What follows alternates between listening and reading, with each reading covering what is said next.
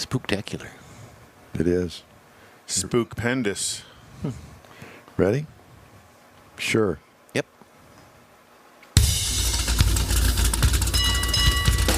From Studio A in Texas, USA, this is the award-winning car talk show In Wheel Time. Coming up on our Halloween edition, we'll review our featured vehicle of the week, the all-new 2021 Ford Ranger Trimmer. We got your weekly cruise-in calendar. Conrad has This Week in Auto History, and we'll have the stories making automotive news headlines this week, along with, if we can find them, a couple of guests. Just ahead on today's In Wheel Time car show. So glad that you could join us on this Halloween Eve. Howdy, along with Mike out of this world, Mars, King Conrad DeLong. We need more Jeff Zekin. I'm Don Armstrong. Glad you could join us today. I'm Tom Selleck. I'm doing my part for Roy Rogers. No, it's not Roy Rogers. Dale Evans? No, I think that this is Trigger. Trigger. Glad you could join us. This is, as I said, our Halloween edition, and thanks to Kathy Zekin for coming in this morning. Wow, who early. so kindly brought all of the Christmas decorations. Christmas? And Christmas decorations. I thought these are the things hanging above Jeff's bed. Yeah. And they're called Halloween, not Christmas. in a separate bedroom. In the red room. Yeah. This is Halloween, Don, red not room. Christmas. That's it. Yep. Well, we've got a jam-packed show. Well, we did up until a couple of minutes ago when our typical morning guest. When Jam didn't pack in. Yeah. We'd be jamming, man. So before we get going, I did want to mention to you something that was pulled on me yesterday. And I had to recruit the help of others to get us out of this jam. My daughter, who has that, I think it's a 2017 Dodge Challenger. That sounds right. At any rate, check engine light comes on, and she took it to the place that she's been taking it to that was recommended by a friend to go to. They're up front and honest and all that. And so diagnostician came up with the thing that it needed a new thermostat, of all things. So, and a housing, which is puzzling to me, but whatever. And then the estimated retail price of the repair was $500. What? $500. I thought, well, that seems a little high. Yeah. So she sends me the estimate, and I read the estimate, and at the very top it says $125 for the diagnostic. Okay, that's reasonable. Legitimate. And then I thought, okay, well, surely they're going to back that out of there for the cost of the repair. Yeah. You know? Yeah, if you get it repaired there, that's part of the Deal. Deal, That's yeah, what it's always has been. Well, It's the cost of doing business. apparently it's not that anymore. Oh. So when you take your car in and you don't know what's wrong with it, and they hook a computer up to it, it's $125, and they're not backing it out of the cost of the repair, which is total BS in my opinion. Just saying. Yeah. Because it hasn't been that way. Yeah. All of these years leading up to this point, you get it repaired here, and we'll back the $125 diagnostic fee out of If you there. take it somewhere Well, else. a lot of reason they charge a diagnostic fee is people would let the car repair place diagnose the vehicle, then they'd go down to the parts store and buy the part themselves and put it on. So not that that's what you were going to do, but that's where diagnostic fees came into play a number of years ago. I understand that, but I have to argue with you on that, is that most people, the general public, does not fix their own car. And I happen to be one of those. I'm not going to do that anymore. Not going to happen. I am not getting down underneath the car and wrenching on cars. I did that when I was in my 20s, 30s, 40s. Let's send Jeff under there. Send Jeff under there. And so, news to me. Yeah. So I called there, and I said, I know that you're going to back that $125 out of there. Still, it's, $375. No, we're not.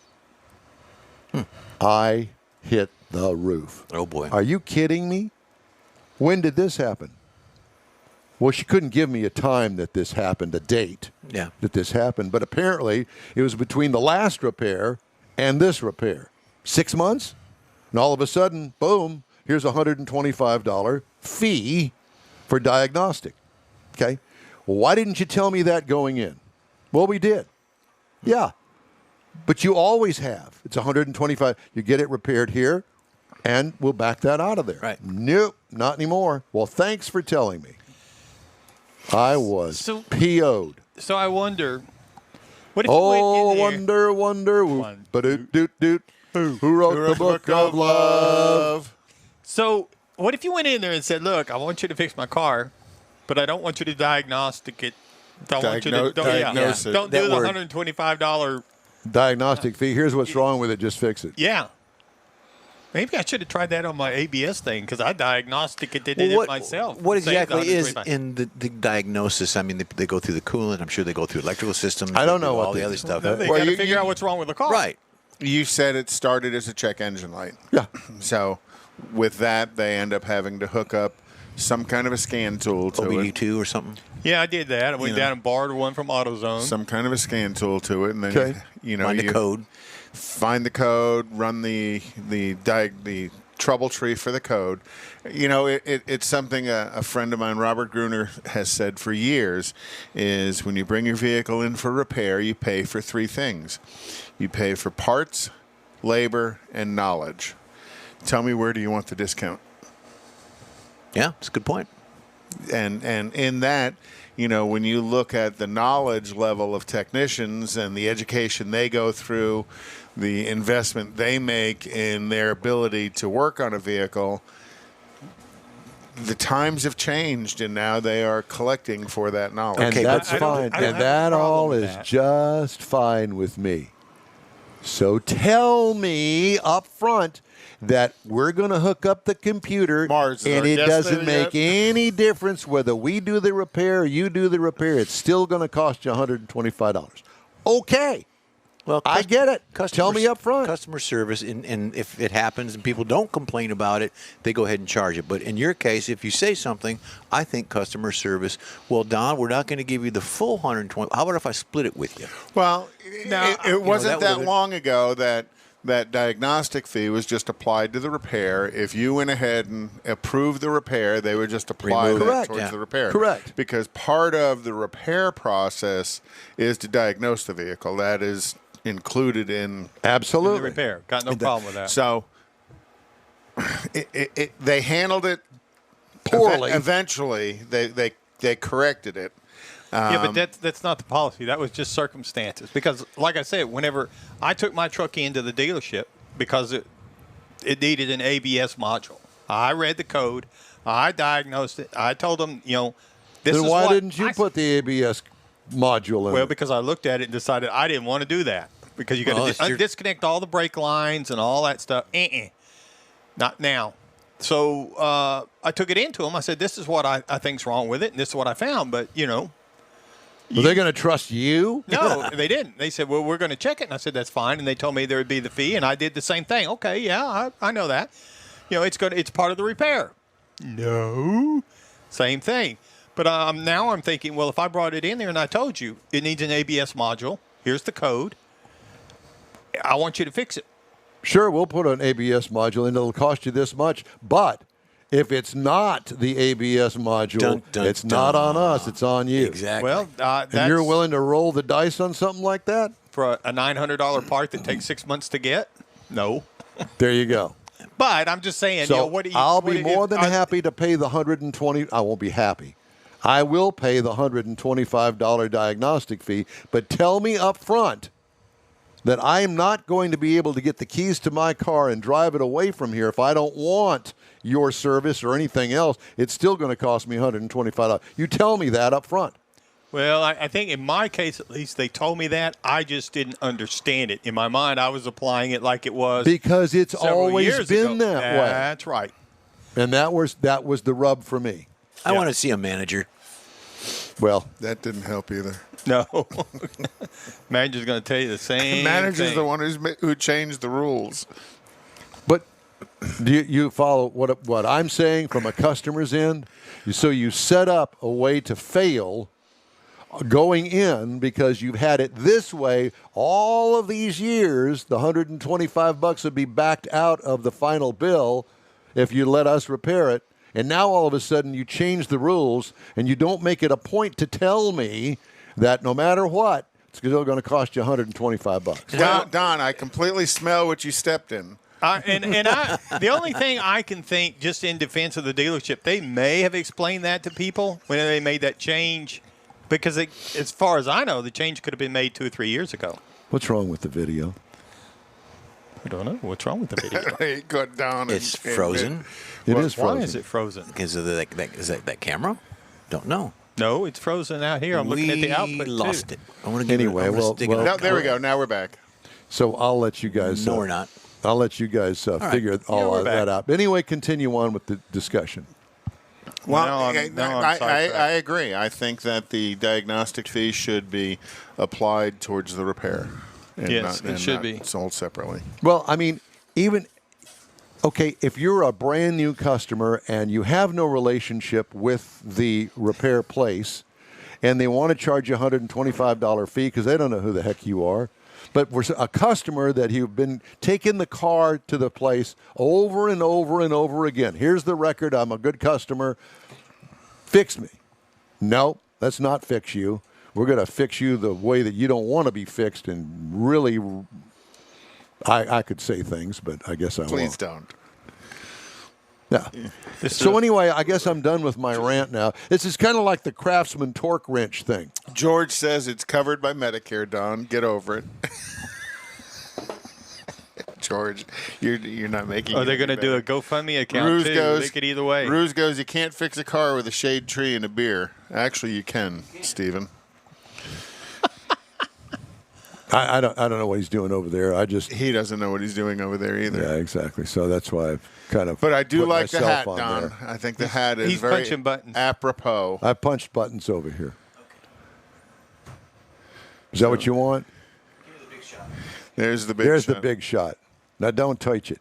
It's got a red light on it, but that's Look, all right. he's So I'll got- leave that alone. Just come back over here. He's You're good. touching You're it good. again. Leave Come it on. Leave it on. This is again. taking way too much time out of the car show to be jacking with this. So just Yeah, I mean, we had a guest signed up, but again, that didn't happen. Yeah. Mars, this is your fault. Again, this is your fault, Mars. Did you get his You know telephone what? number? You know what? Did you get his telephone I've got number? his phone number, and I've sent him a text, and I've Have you sent him called an him? invite. No, I just sent him a text. Well, why don't you call him? He's probably still in bed. Well, then he should have answered his text. Do you answer texts when you're in bed at night? Only when it's you. And There's usually you're so right. many things that I could say. Please don't. Oh, my God. You've already said way more than I wanted to hear this morning. I know. But I was good about it. Yes, you were. Thank you very much. I Yeah. appreciate that.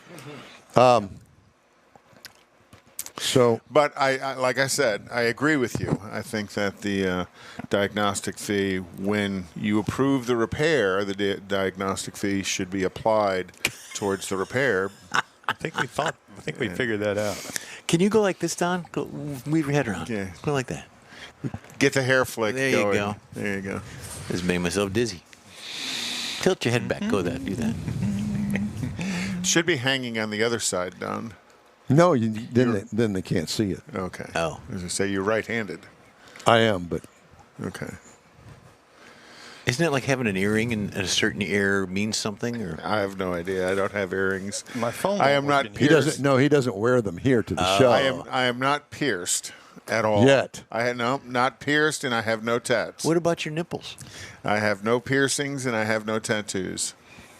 Mars, don't be shaking your head down there because you know that We've you're- seen you're that part- butterfly on the lower part of your back. That's right. It started life as a butterfly, and now it looks like the Japanese buzzard. movie Mothra.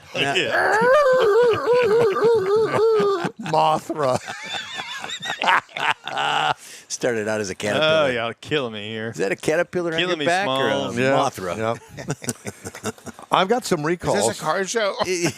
Apparently not. Well, it's a complaint line. It's the Spooktacular show. The Spooktacular. I got some ready? recalls to tell you about. Always. Mercedes-Benz is recalling a bunch of their Sprinter vans for 2021 year. No. Starter generator wiring harness may short and cause a thermal event. Wonder if that comes with a diagnostic fee. Probably not. That's not. Well, it does come with a diagnostic fee. However, they're not Mercedes backing it pays out of for the it, cost of the repair. Hyundai seat belt pretensioner may explode. Oh. Well, you know what this pretensioner is, right? Yeah, I do. So it's kind of like a small little airbag that when the car has an impact, it fires a charge that's probably about the size of a shotgun shell, and it pulls the seatbelt tight on you as the airbag's deploying. So it's trying to pull your body, your shoulders back as the airbag deploys. Is this a long explanation? No, then we're done. Well, it's a good thing you knew what he was talking I about. guess. So it may explode and cause injury to those that have purchased a 2021 Hyundai Venue, a Hyundai Elantra HEV, a Hyundai Elantra, Genesis GV80, and a Genesis GV70 for the model year 2021. Go and call the dealership and say, hey, it hasn't exploded yet, but I'm trying to avoid that. And that's their big SUVs. Correct. The Jeep Grand Cherokee for 2021 may have difficulty activating its high beam, so it's being recalled for that. Okay. Chrysler and the Ram 2500, 3500, 4500, 5500, 21 to 22 model years, electrical short in the relay may cause a thermal event. Driver's airbag inflator may explode in the Volvo V70 and the XC70 from 2001 to 2007 model years. Well, think about that, though. They're recalling a 20-year-old vehicle for 2001. Yeah, and I realize it's airbag related, but years past, I'm going to say maybe 5 or 6 years past, recalls didn't go back that far. But as technology's advanced and some of these safety devices on the vehicle are having issues, recalls go back pretty much the beginning of time. You know, you look really spooky in this lighting. I know. Thank you. It does. It's wanted to say the, that. it's the uplighting. It's the haunting effect. Ford door side impact sensors may be damaged in the 2021 and 2022 model years Ford Expedition, the F-150, the F-250 SD, the F-350 SD, and the Lincoln Navigator. Inadequate bonding on the moonroof glass panel for the Ford Bronco Sport for 2021. Ford Ranger for 2019 through 2021, the seat belt routed incorrectly. The seatbelt routed incorrectly. That's what it says. Which means it's probably rubbing on something and scratching the belt. Or hate that when that happens. Or messing up the gives you a pleats in your chafing shirt. effect. Always gives you wrinkles in your shirt. Possible transmission fluid leak on the Chevy Traverse Uh-oh. for 2020 through 2021. And those are my recalls. And if you have any questions regarding those, go to safercar.gov and type in your VIN number, which you can find on your insurance card if you have insurance. And Says the traffic guy. Yeah. Well, there's going to be a lot of people The that don't have traffic guy. insurance. The This is coming up very soon. His eye in the sky. who's the traffic guy? I'm not the traffic guy. But you fly over all the traffic situations in Houston. No, not all of them. Some of them, if they're really bad, I do. If they're on your Well, there's everything from If they're on traffic your to watch. shootings to fires to Hellcat, parades. Hellcat chases. Yeah, parades, all that. Hellcat When's the chase. last time you looked at that? I haven't looked at that. I don't like to listen to myself. No, I really don't. Last time I looked at it, it was like 11 million views. Something ridiculous Dawn like has that. gone viral. Yeah. Well, that, and there's another one that actually has more views, and it's where all of the HPD cars close in on this Chevy Camaro over by the ship channel, and all of them get out of the cars, and they've got their guns drawn, and it's a bunch of teenagers in the car that they've stolen or something. Ouch. Yeah, and it's got like 75 million views. Oh. It's pretty unbelievable. Just the fact that all the cop cars are surrounding this other car, and they've all stepped out and got their guns drawn. I don't get it. Much like they do after the show at the door here. Mars, what are you doing down there? Well, he just talked to Stan, the customer relations manager from Richard Chevrolet. He just called, and he apologized for the miscommunication. And your case of Boone's Farm will be in the trunk. Thank you, George Skelton. Well, the Boone's Farm, he didn't say Strawberry Hill or Apple, and I particularly like the Strawberry Hill. Cranberry. Got a little more flavor to it. It does. Why am I not It has a surprised? little whang to it. And speaking of whang, Wang. you know that it was tomorrow night in the year 1965 was the celebration of the closing of Tubby's Drive-In.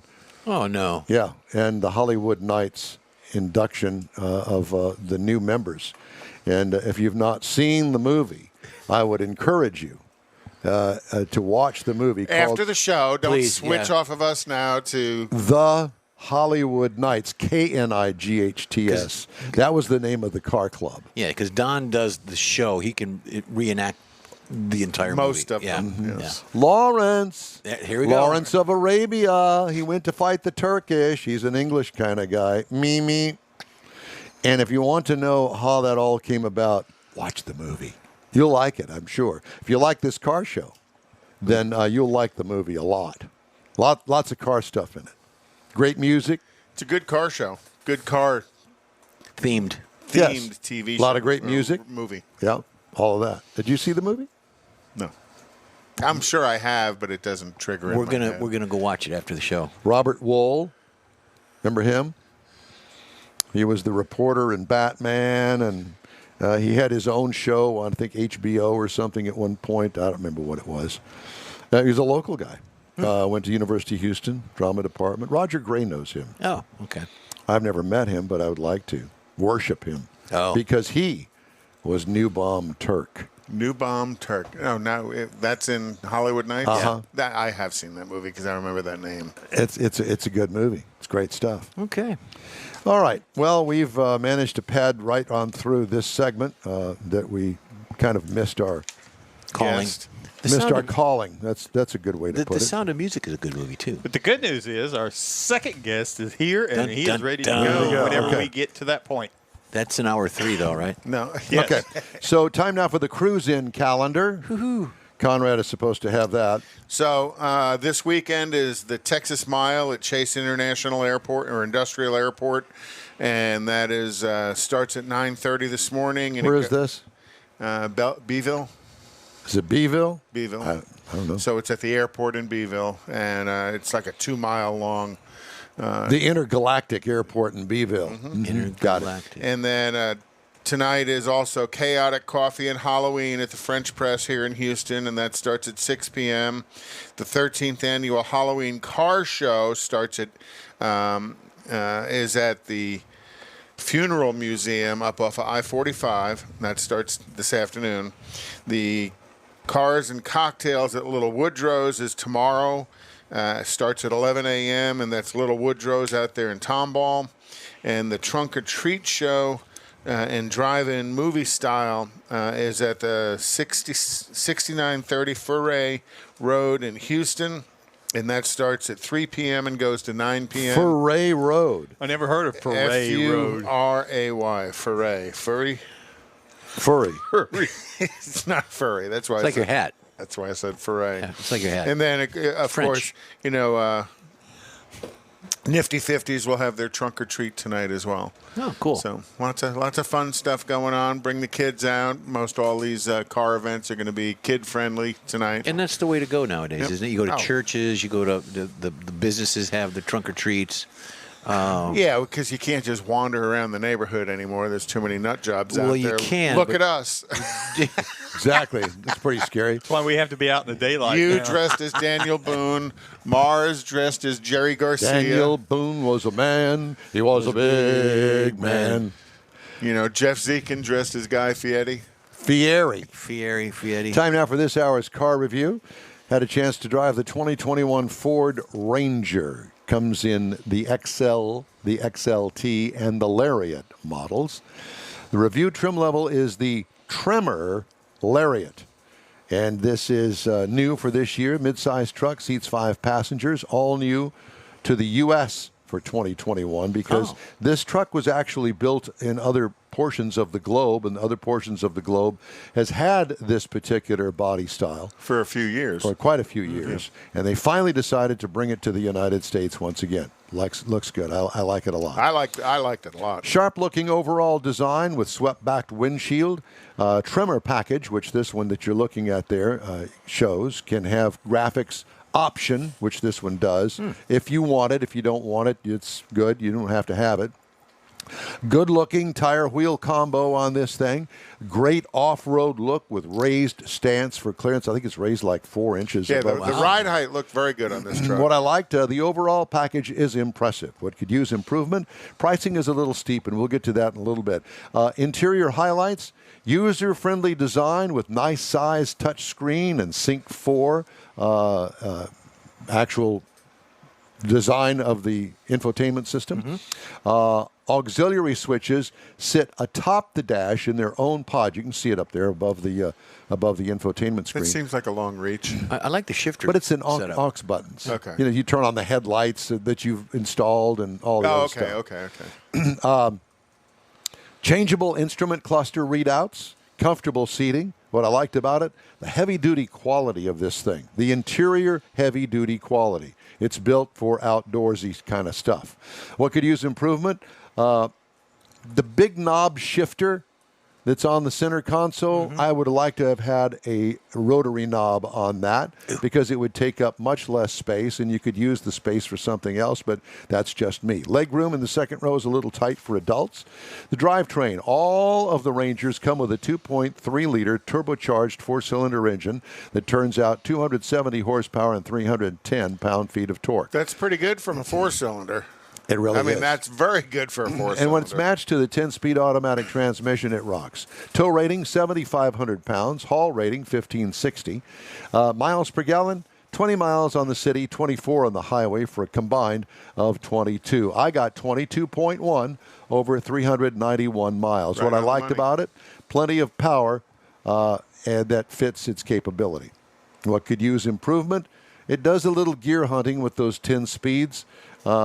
I guess if you wanted to, you can't order it. I don't think that it comes with a manual transmission, but for me, in an off-road package, I'd like to have a manual transmission. It might offer the manual elsewhere in the world, but not here in the States. Ride and handling. I liked its off-roadiness. I actually wrote that word, off-roadiness. What could use improvement? A little more controlled compliance. An adjustable suspension setting would have been nice. Perhaps a little bit more wheel travel, but I'm knitting picks here. You can't really find anything major. Yeah. Base trim price $38,785. Prices tested $48,110. Wow. Base model price is $27,470 for the stripper model. In comparison, you could get a Toyota Tacoma. It starts at $27,230. Nissan Frontier starts at $29,340, and the Jeep Gladiator starts at $34,040. And that is my review of the 2021 Ford Ranger. I liked it. I liked it too. I thought it looked very good. The In Wheel Time Car Show streams on Facebook, YouTube, Twitch, and InWheelTime.com. Podcasts are available from your favorite podcast source. In Wheel Time Car Show continues after this quick break. When you're ready to shop Chevrolet, we know one that should be at the top of your list. Bayway. Locally owned by Houston-born and raised Daryl Wisniewski, Bayway brings a sense of family to your Chevrolet buying experience. When you're in the market for a new or used vehicle, you now have a place to go. And get this, Bayway will beat any competitor's written price on the new vehicle you choose or pay you $1,000. Bayway Chevrolet in Pearland is only 8 minutes from the Beltway and Highway 288. Whether it's online or in person, you'll be welcomed like one of the family. BaywayChevrolet.com. Tailpipes and Tacos, Houston's premier monthly cruise-in, will return Saturday, December 18th to the Loopy Tortilla Tex-Mex in Katy. Tailpipes and Tacos wants to thank all of the participants and fans who have enjoyed the collector cars, hot rods, customs, originals, and resto mods, and everything in between.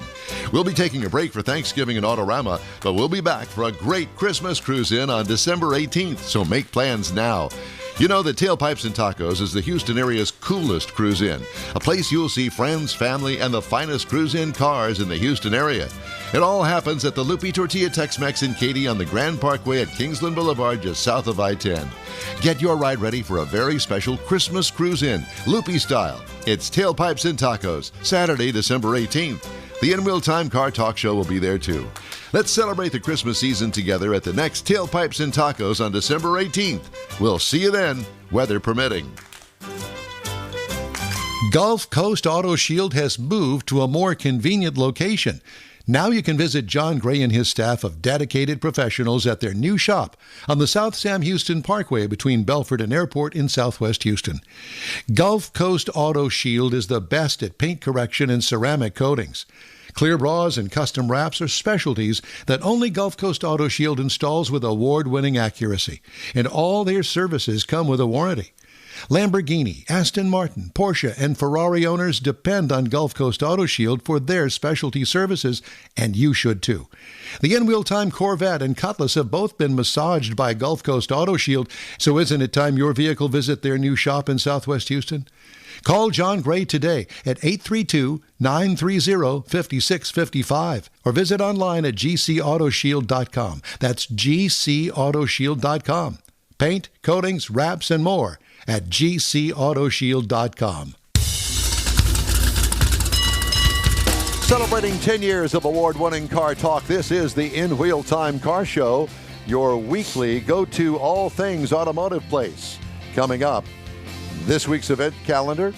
Conrad has This Week in Auto History, and you get updated on the stories making car news headlines this week. Howdy, along with Mike Out of This World Mars, King Conrad DeLong, Jeffrey, we need more Jeff Zekin. We do. I'm Don Armstrong, sometimes known as Davy Crockett. Donnie Crockett. Donnie Crockett. Donnie Crockett. It's got a ring to it. Donnie Yeah, Crockett. it sounds like a rock band drummer or something. Oh, Okay. I Donnie know Crockett. one of those. Donnie Crockett? No, rock band drummer. I do too. His name is Jeff Zekin. Yeah. Anyway, glad you could join us. Thank you, Kathy Zekin, for all of our Decorations. Halloween Oh, decorations. your set- spider. the You got a set spider designer. on yours? Yeah. Mars has got a spider too? I think he ate it. I have the crow, Oh, Are you counting crows? counting crows. Oh, my. I was waiting for a cat on one side, but I it's not. think he's going to eat it later. We had a cat over here.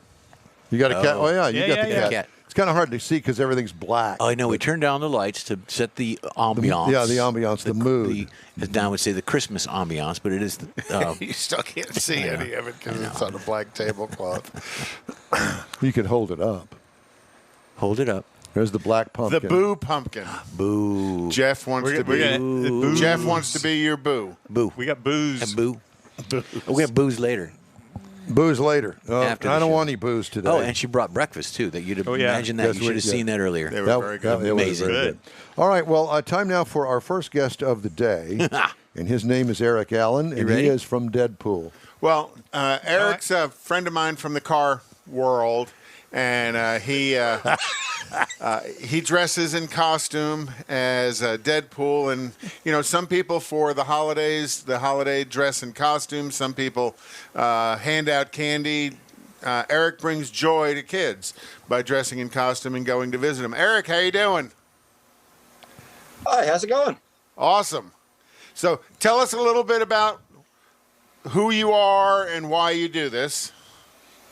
Well, my name is Eric Allen. That's who I am. Why I do this? Because kids need to have a good time.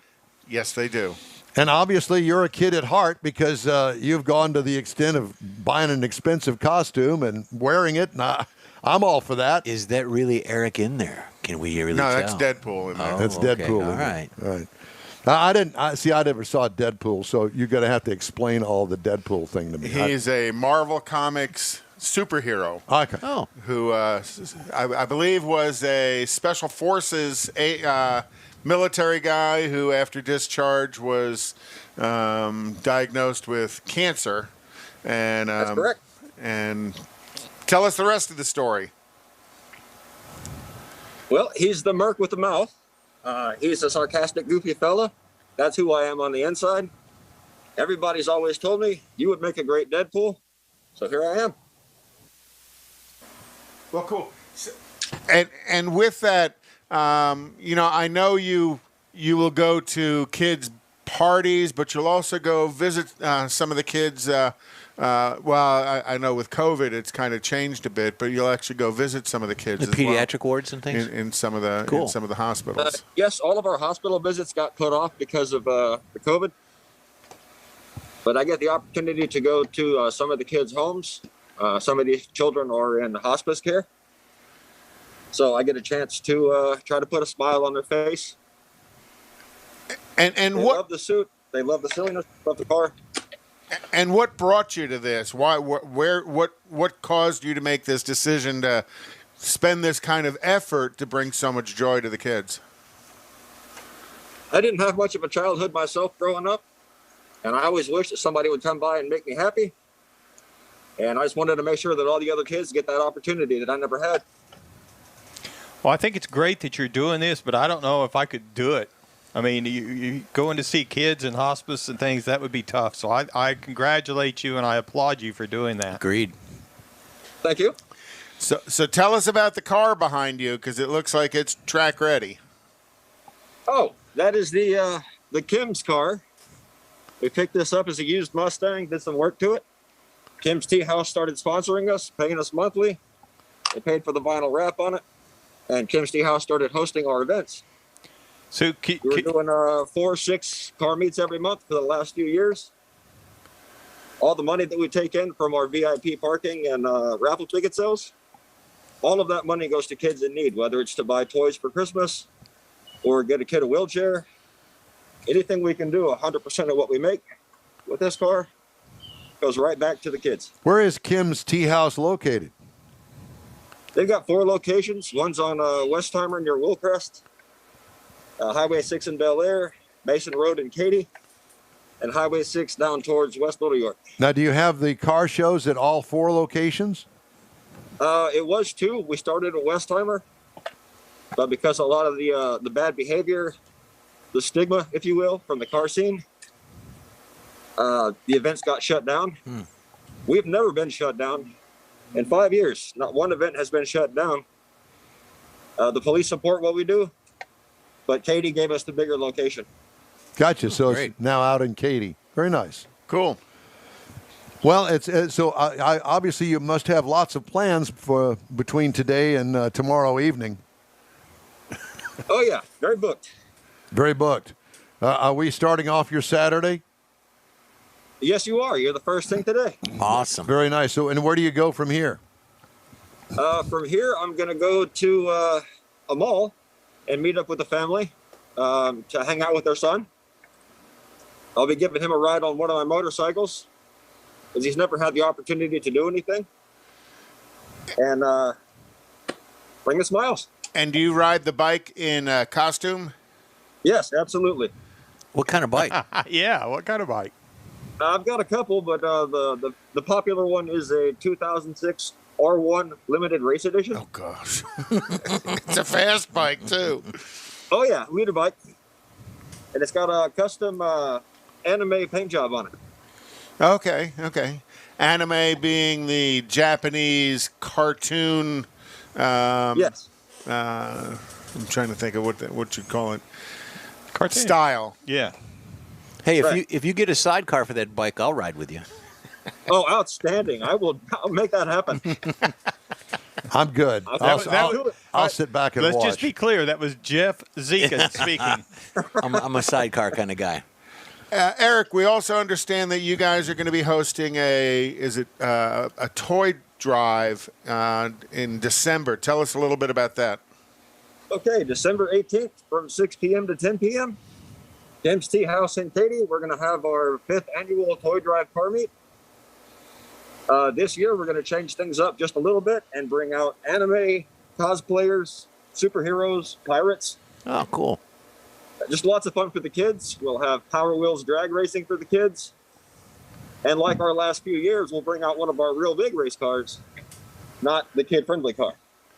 Oh. So are you bringing a crew of anime people and cosplayers, or is this kind of an open invitation to those people who like to do those things to kind of show up and join in? It's actually going to be both. We're going to bring our own, and we encourage everybody to show up in cosplay and bring a toy.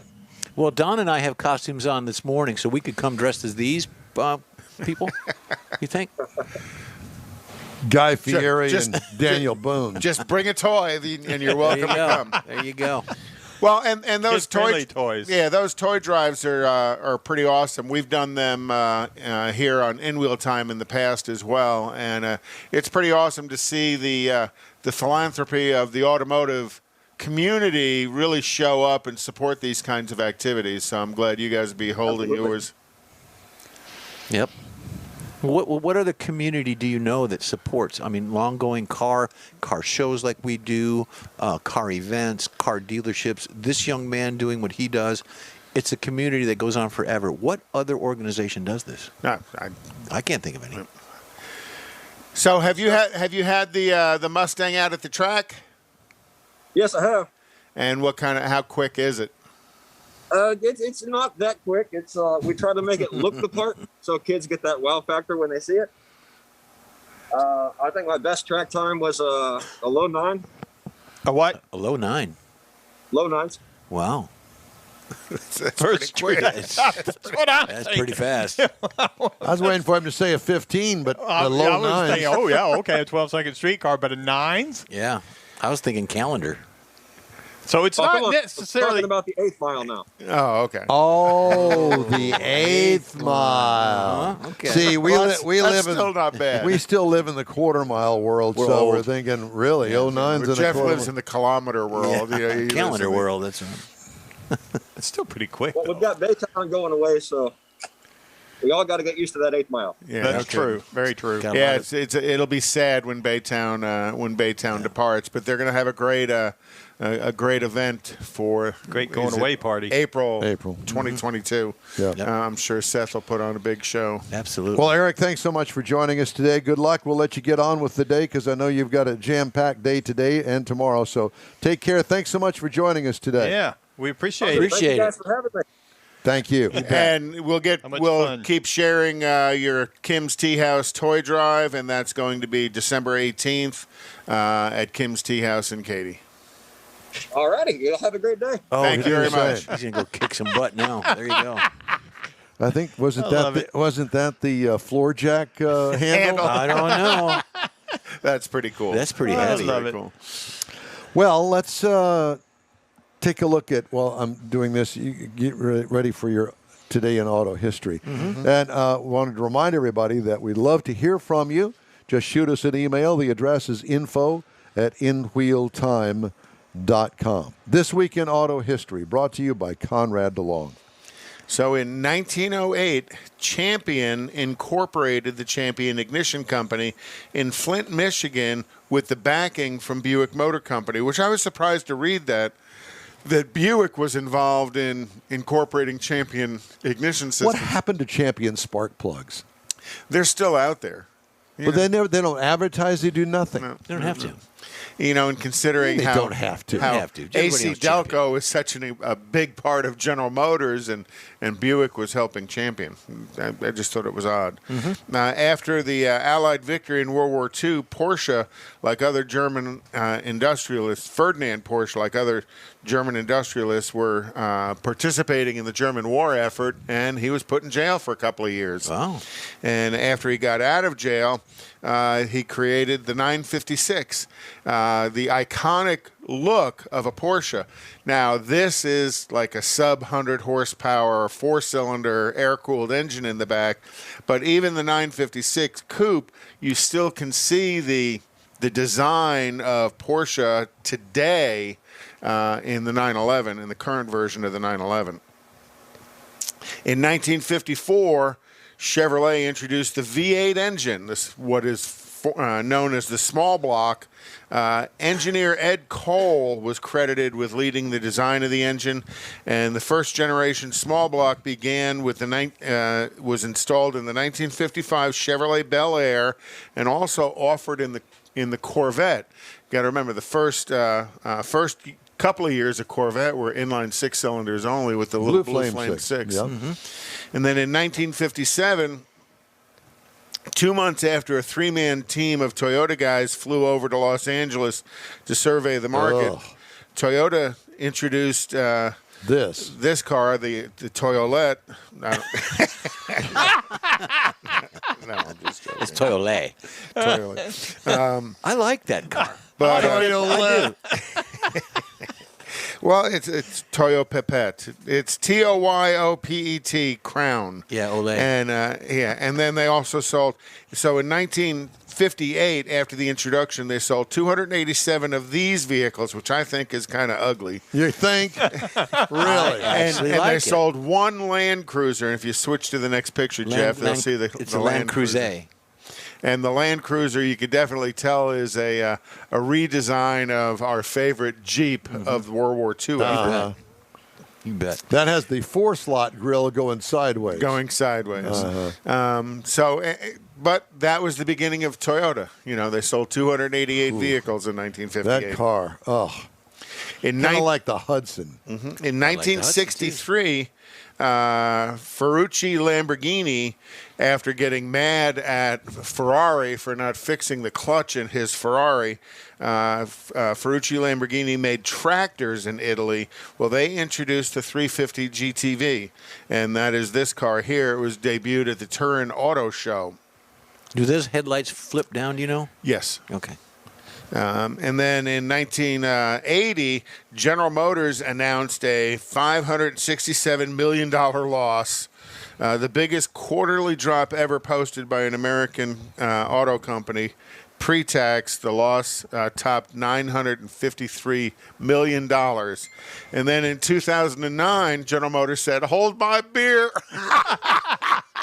Sorry. That's a Ford. That's in 2006. The last Ford Taurus was produced. Oh, okay.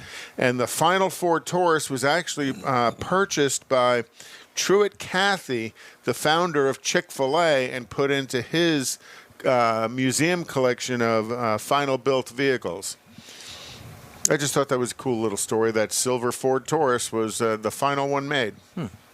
Now, you say Truett. Isn't that the same name of the stadium that the Braves play in? Is it? I don't know. I think it's Truett Stadium. Truit? No, that's different. This Okay. is Truett Cathy, again, the owner, founder of Chick-fil-A. Okay. And Truett passed away a number of years ago. I just didn't know because I think the stadium. But they're very still similar. closed on Sundays. Sunday. Well, that's they're strong in their faith, and the story is they sell more on the 6 days than some places sell in 7. Yep. So, you go past the Chick-fil-A, they have the drive-through figured out. Oh yeah. And it's so funny because in the beginning when they started doing they used to not have drive-through. Right. And when they started doing drive-through, it was all jacked up. It was a mess. But man, I'm telling you, they must have had some high-priced somebody come along and say, "This is the way to do it." Let me tell you, they can put more cars through the drive-through than you can stand in line inside and get your order. Very true. You got to remember, Chick-fil-A actually originated as that little chicken place inside the mall. Yeah. And it wasn't until maybe about 10, 12 years ago that they started building these standalone Chick-fil-A's. But I'll tell you, they know how to do drive-through. And if the federal government was smart, they'd get Chick-fil-A. Here we go. Chick-fil-A to handle the all the ships offshore to get them unloaded. And just the voting process. Yeah, really. Yeah. Because ours, they've gone in, they've You're jealous, created aren't you? a double line, and they put a canopy up over it and stuff to keep people out of the sun. And they push them through. You only go to the window to pick up. You don't order anymore. You just pick up. Yep. And the more spirit you drink, the more spirit you see. You all are Not jealous, aren't you? Throw that. Yes, your long mane and tail. Long mane and tail. There you go. But we know, Don, originally before your hair turned gray, that's what it looked like. You It looked did. like like a raccoon. A raccoon. And you had a rat tail. When was the rat tail? Was it in the 80s or the 90s? No, You it had was real the short duck hair. tail. And then, I got the duck tail. It's the shelf.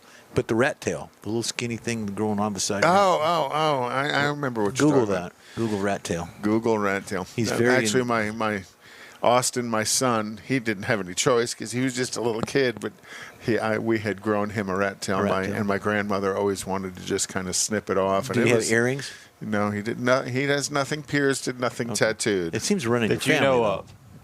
I know both of my kids. Neither one of them like needles, and neither one of them are. Well, my daughter has her ears pierced, Okay. Well, that makes sense. but Nothing else. Okay. My mind is racing right now. I know. Yeah, as you're flicking your tail. And it has nothing Your to do with Halloween your children. It has everything to your do with Halloween you. costume. Rubbing that tail, and I think it's And growing. I love the way the light flickers there in front of you on the crow Every crow time lantern. The old crow. Every time he touches The that tail, old- it grows. the old I'm telling crow. you, the tail's getting bigger. Bushier. Okay. Yeah, All right. nice. Here we Can go. you tell this is our Halloween show? Mm-hmm. If you haven't heard, it is our Halloween show. Mr. Mars, what are you doing down there? You've contributed pretty much nothing. What? What are you doing down there? Well, he got Eric on the air. That's right. He's got Yeah. Elon So Musk. he's- And so- then- and then Dead did- man and then here. did Or nothing the else. Deadpool, not Dead Man, Deadpool. Deadpool. So he's batting, what, 50? you don't get anybody Fighting else, 500 now. you don't get anybody else on, you're going to be the dead man around you.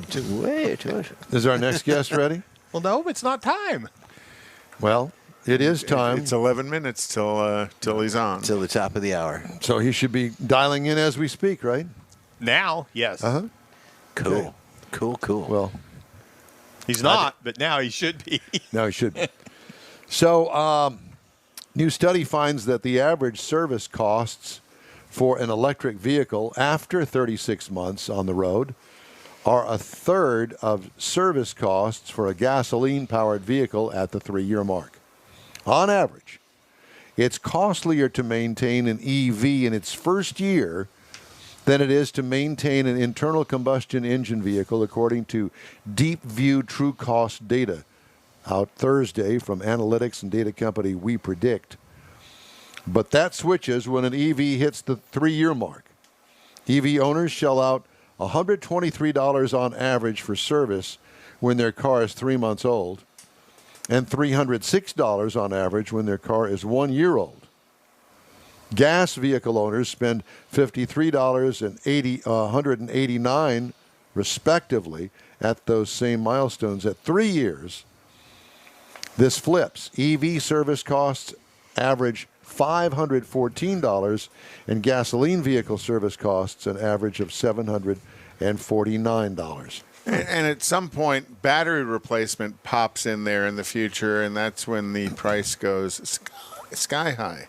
It goes what? Sky high. Sky high. I was trying to go up an octave. Doug, but don't do that. Yeah, you might hurt my, yourself. my shoes aren't that tight. Oh, boy.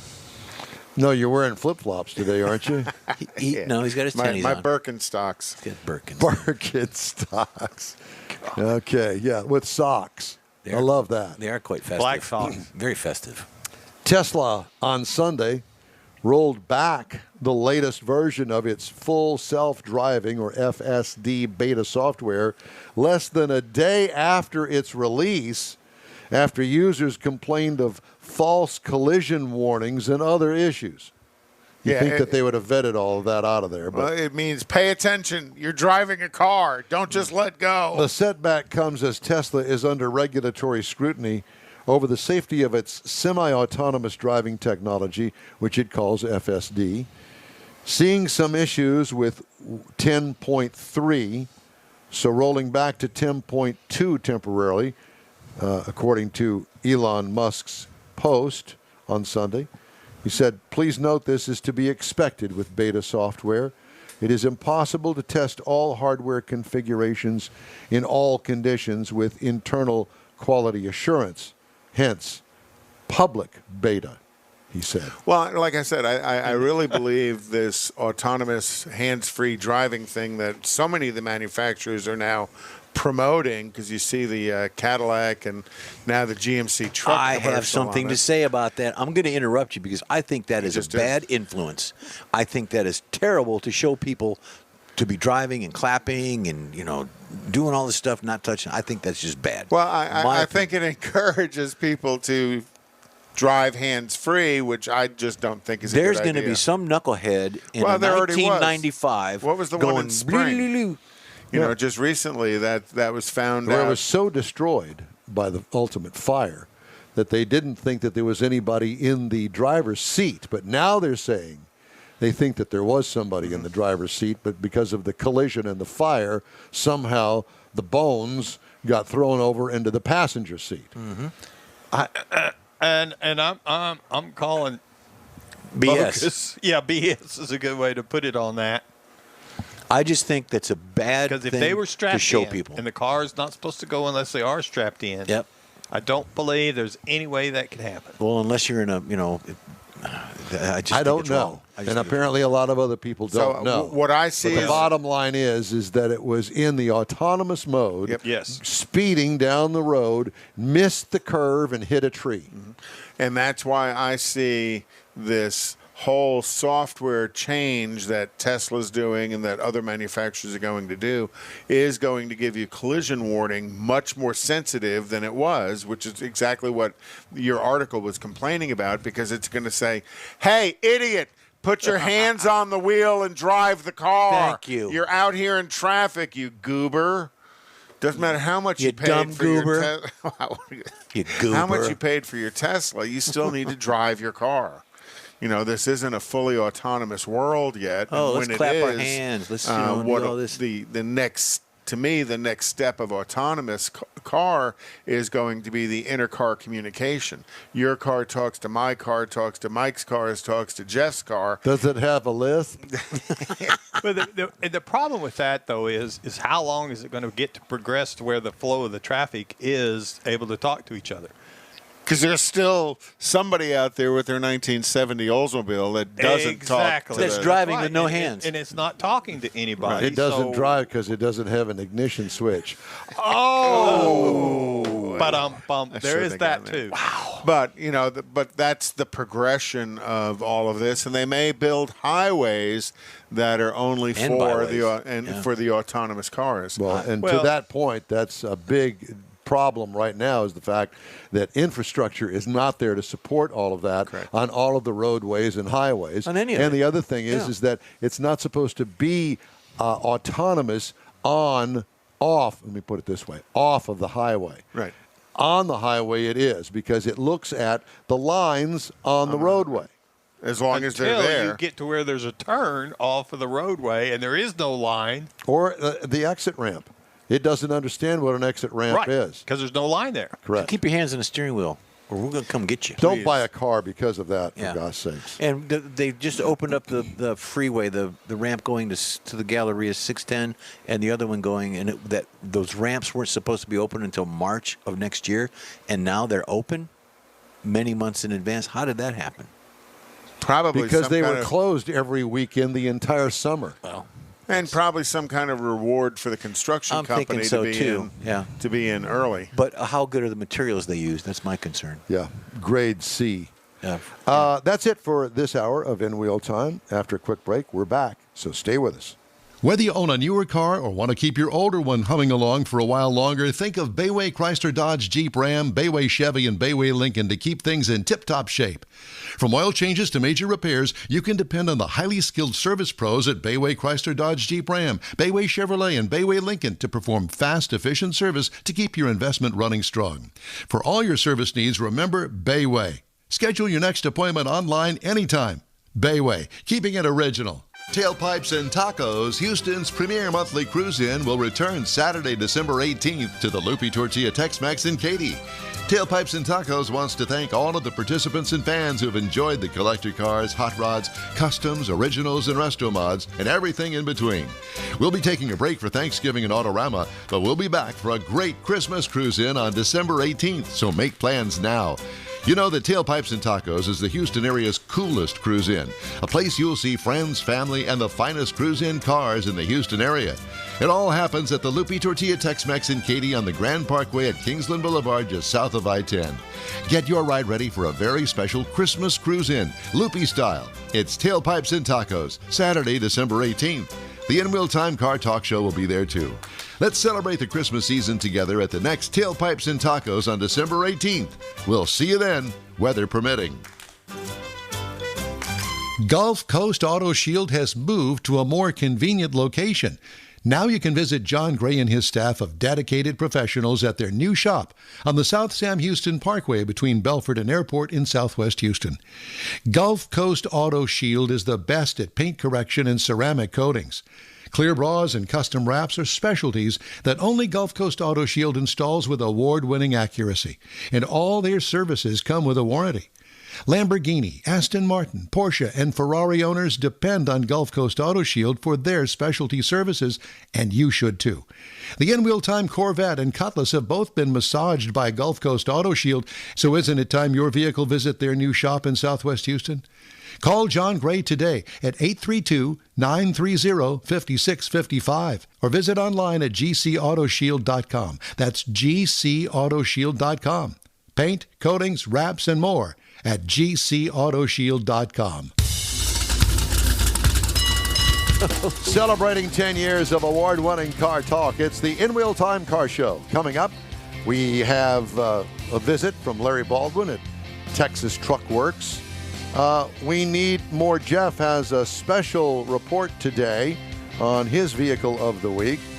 Conrad has the racing calendar, and the car clinic will also have the stories making automotive news headlines this week.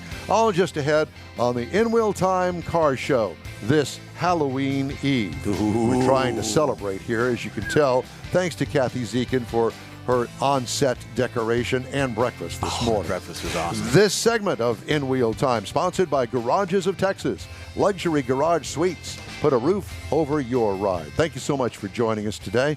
We really appreciate it. Hope that your Halloween weekend is going to be a safe one, and that you get out and enjoy it with friends, or whether you stay at home this evening, which I'm going to do.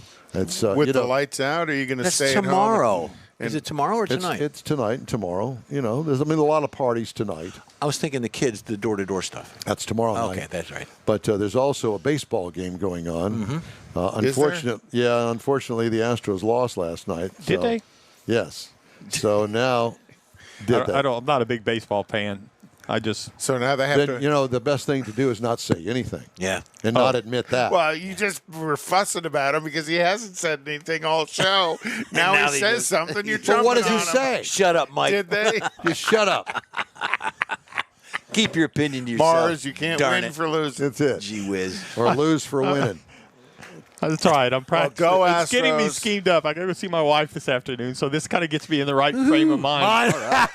Yeah, that's right. It's all your fault. Exactly. Again. Oh. All right. Time now to head north. We're going to go up to Texas Truck Works and Mr. Larry Baldwin. Larry, good morning. Good morning. How are you, sir? Doing good on this bright and pretty morning. Well, we see a wheel, an engine, and a chassis Oh my gosh. pointing Headers. into the sun, and we're thinking, okay, is this a still photograph? Now it's moving, so apparently it's not. So what in the world have you put up there in the showroom? That's a Porsche chassis. That is isn't it? a Jeep JL frame that we've done a little bit of work on. Oh, wow. A little bit. Nice. Dana 60s, LS motor, King coilovers, ADD front bumper, Warren winch, rigid lights, waiting on somebody to come by and buy it, and we'll just put their JL body right on top of it, and it's ready to roll. Oh, And so what do? You just trade the frame out with them? Trade the frame out. wow. Nice. So is this a 4-door Jeep? 4-door Jeep JL, so the new 18 and newer. Yeah. Well, 40-inch yeah. Those are B-locks. those are rock crawlers there that you got on there. Yep. And you guys do. So let me ask you this: why did you put a LS motor in it as opposed to Hemi? The people that want true performance seem to like the LS a little better because there's more power adder options. Okay. That makes sense. Well, why do you need more power? I mean, you can only put as much power as the wheels and tires will put down on the ground. Transmission, really. You know better than that. Can you ever have too much power? Right. Yeah, that's why Don's driving a Corvette and not the Corvair anymore. Oh. Correct. Yeah, but his starts. So Larry, will a Gladiator fit on here? No, it's going to be a little short for the Gladiator. Little The short, Gladiator okay. frame's about 2 feet longer. Oh, now, really? we can Oh, do wow. this exact thing on a Gladiator. It's just we pre-built this one. And, again, but everything that's on here, we could put on a Gladiator. Oh, okay. Okay. So when somebody setup. from the show shows up at your store today to do this, is this kind of a plug and play? You just unplug their body from their current chassis and plug everything into this one, or is it a little bit more Exactly. expensive? Oh, it is plug and play. No diagnostic fee. Wow. Yes.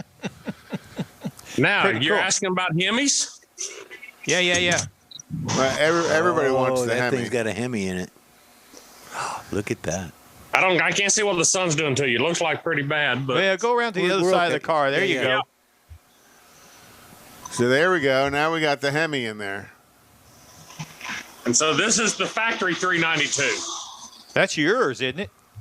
Yeah. Yeah. But again, if you haven't looked under the hood on this, the direct ram, the water separation, the water goes out these little flappy things. That's the technical term for them. Yeah, flappy things. But I'll tell you what, Jeep has done good. Yeah, they've when they saw how many people were doing the Hemi upgrades, I think it was very wise of them to go ahead and put a Hemi in from production. I'm fully with you. But if you've already got one, then we can add. You can add a Hemi. Oh boy. I This like that. factory 3.6 with Magnuson Okay.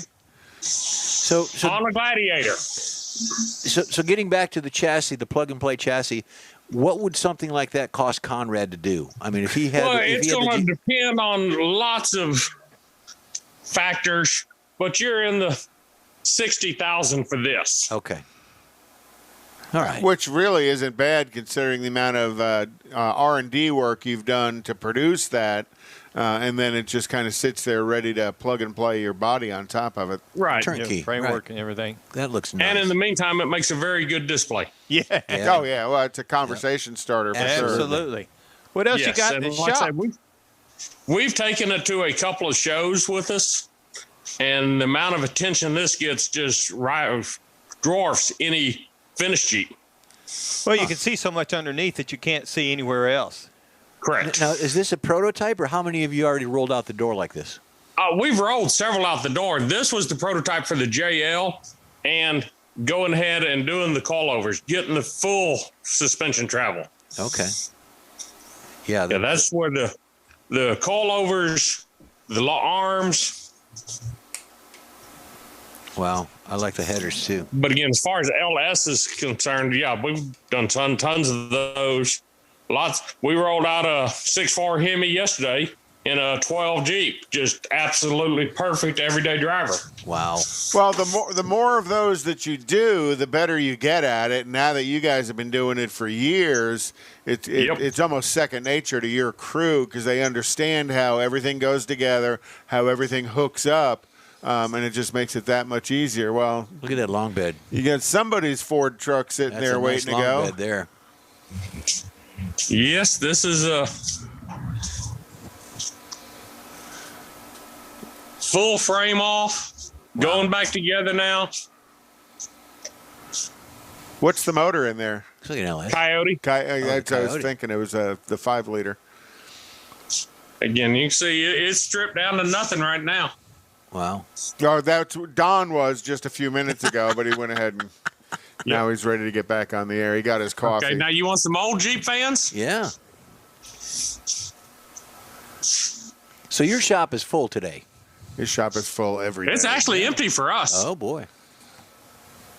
1970 Jeepster. And what are you doing to it? New brakes, new steering, making it drivable again. Just general upgrades and and maintenance work on it. Neat. With the post in the way, it's hard to get a good picture of it, isn't it? Oh, yeah. Well, and again, Jeepster was kind of a unique little toy that Jeep made for a few years.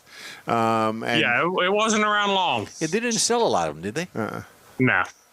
If I looked up the numbers the other day, and their best year was like 10,000 of them. Oh. So here's one of our customers' toys. That's nice. And it's a still stock motor, but that's about all that's left stock.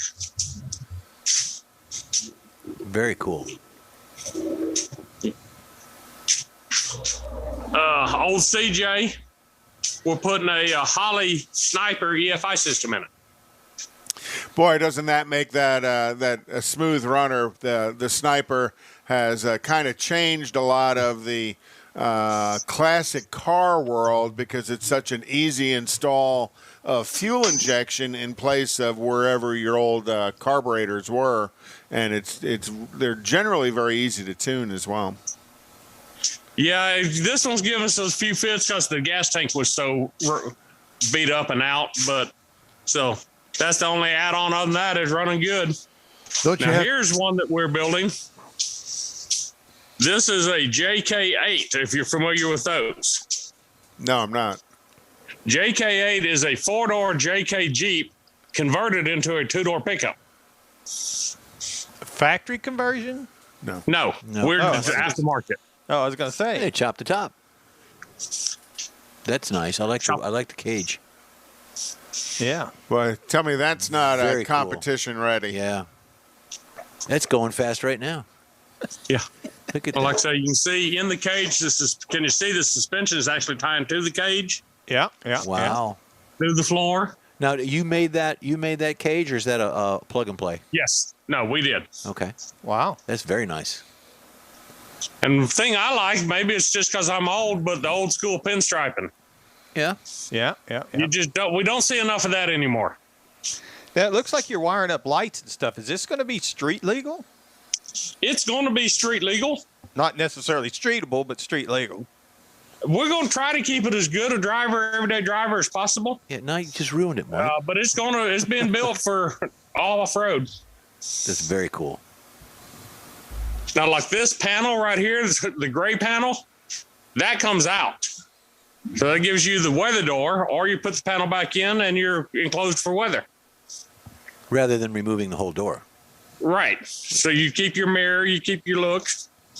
And custom fenders aren't finished yet, but you can see the air vent. Well, that's a nice kind look. of a knockoff on what the JLs did. Yeah. Yeah. And that's just to extract the heat from under hood, because all that heat under the hood makes the computer system and the fuel system change the way it works. Yeah, it's probably got a little something to do with airflow with that setup too. I like it. Well, that conversion that you were talking about earlier with the Sniper carburetor on it, you had to put a fuel pump into the tank, correct? We had to put a fuel pump in, and when we started that, we saw how much rust was in the tank. So now we're waiting on the new tank to get here. Gotcha. Yeah, suck all that up in there. Yeah. Because everybody thinks that, it's plug and play. Well, it is plug and play, but you got to take the fuel tank out to put in a fuel pump in the tank. Right. And depending on how old your beater is as to how rusted up your fuel system is. Yeah, and that's his whole point. And Waiting the tank. that rust in the fuel system will damage the pump, much less damage the injection system as well. Yeah, on the old CJs, you can plan on some rust being in the tanks. So what's your favorite thing to do there in the shop? You know what? My favorite is the person comes in with the father, the son, the wife, and a new Jeep, and we're going to help them dress their first vehicle.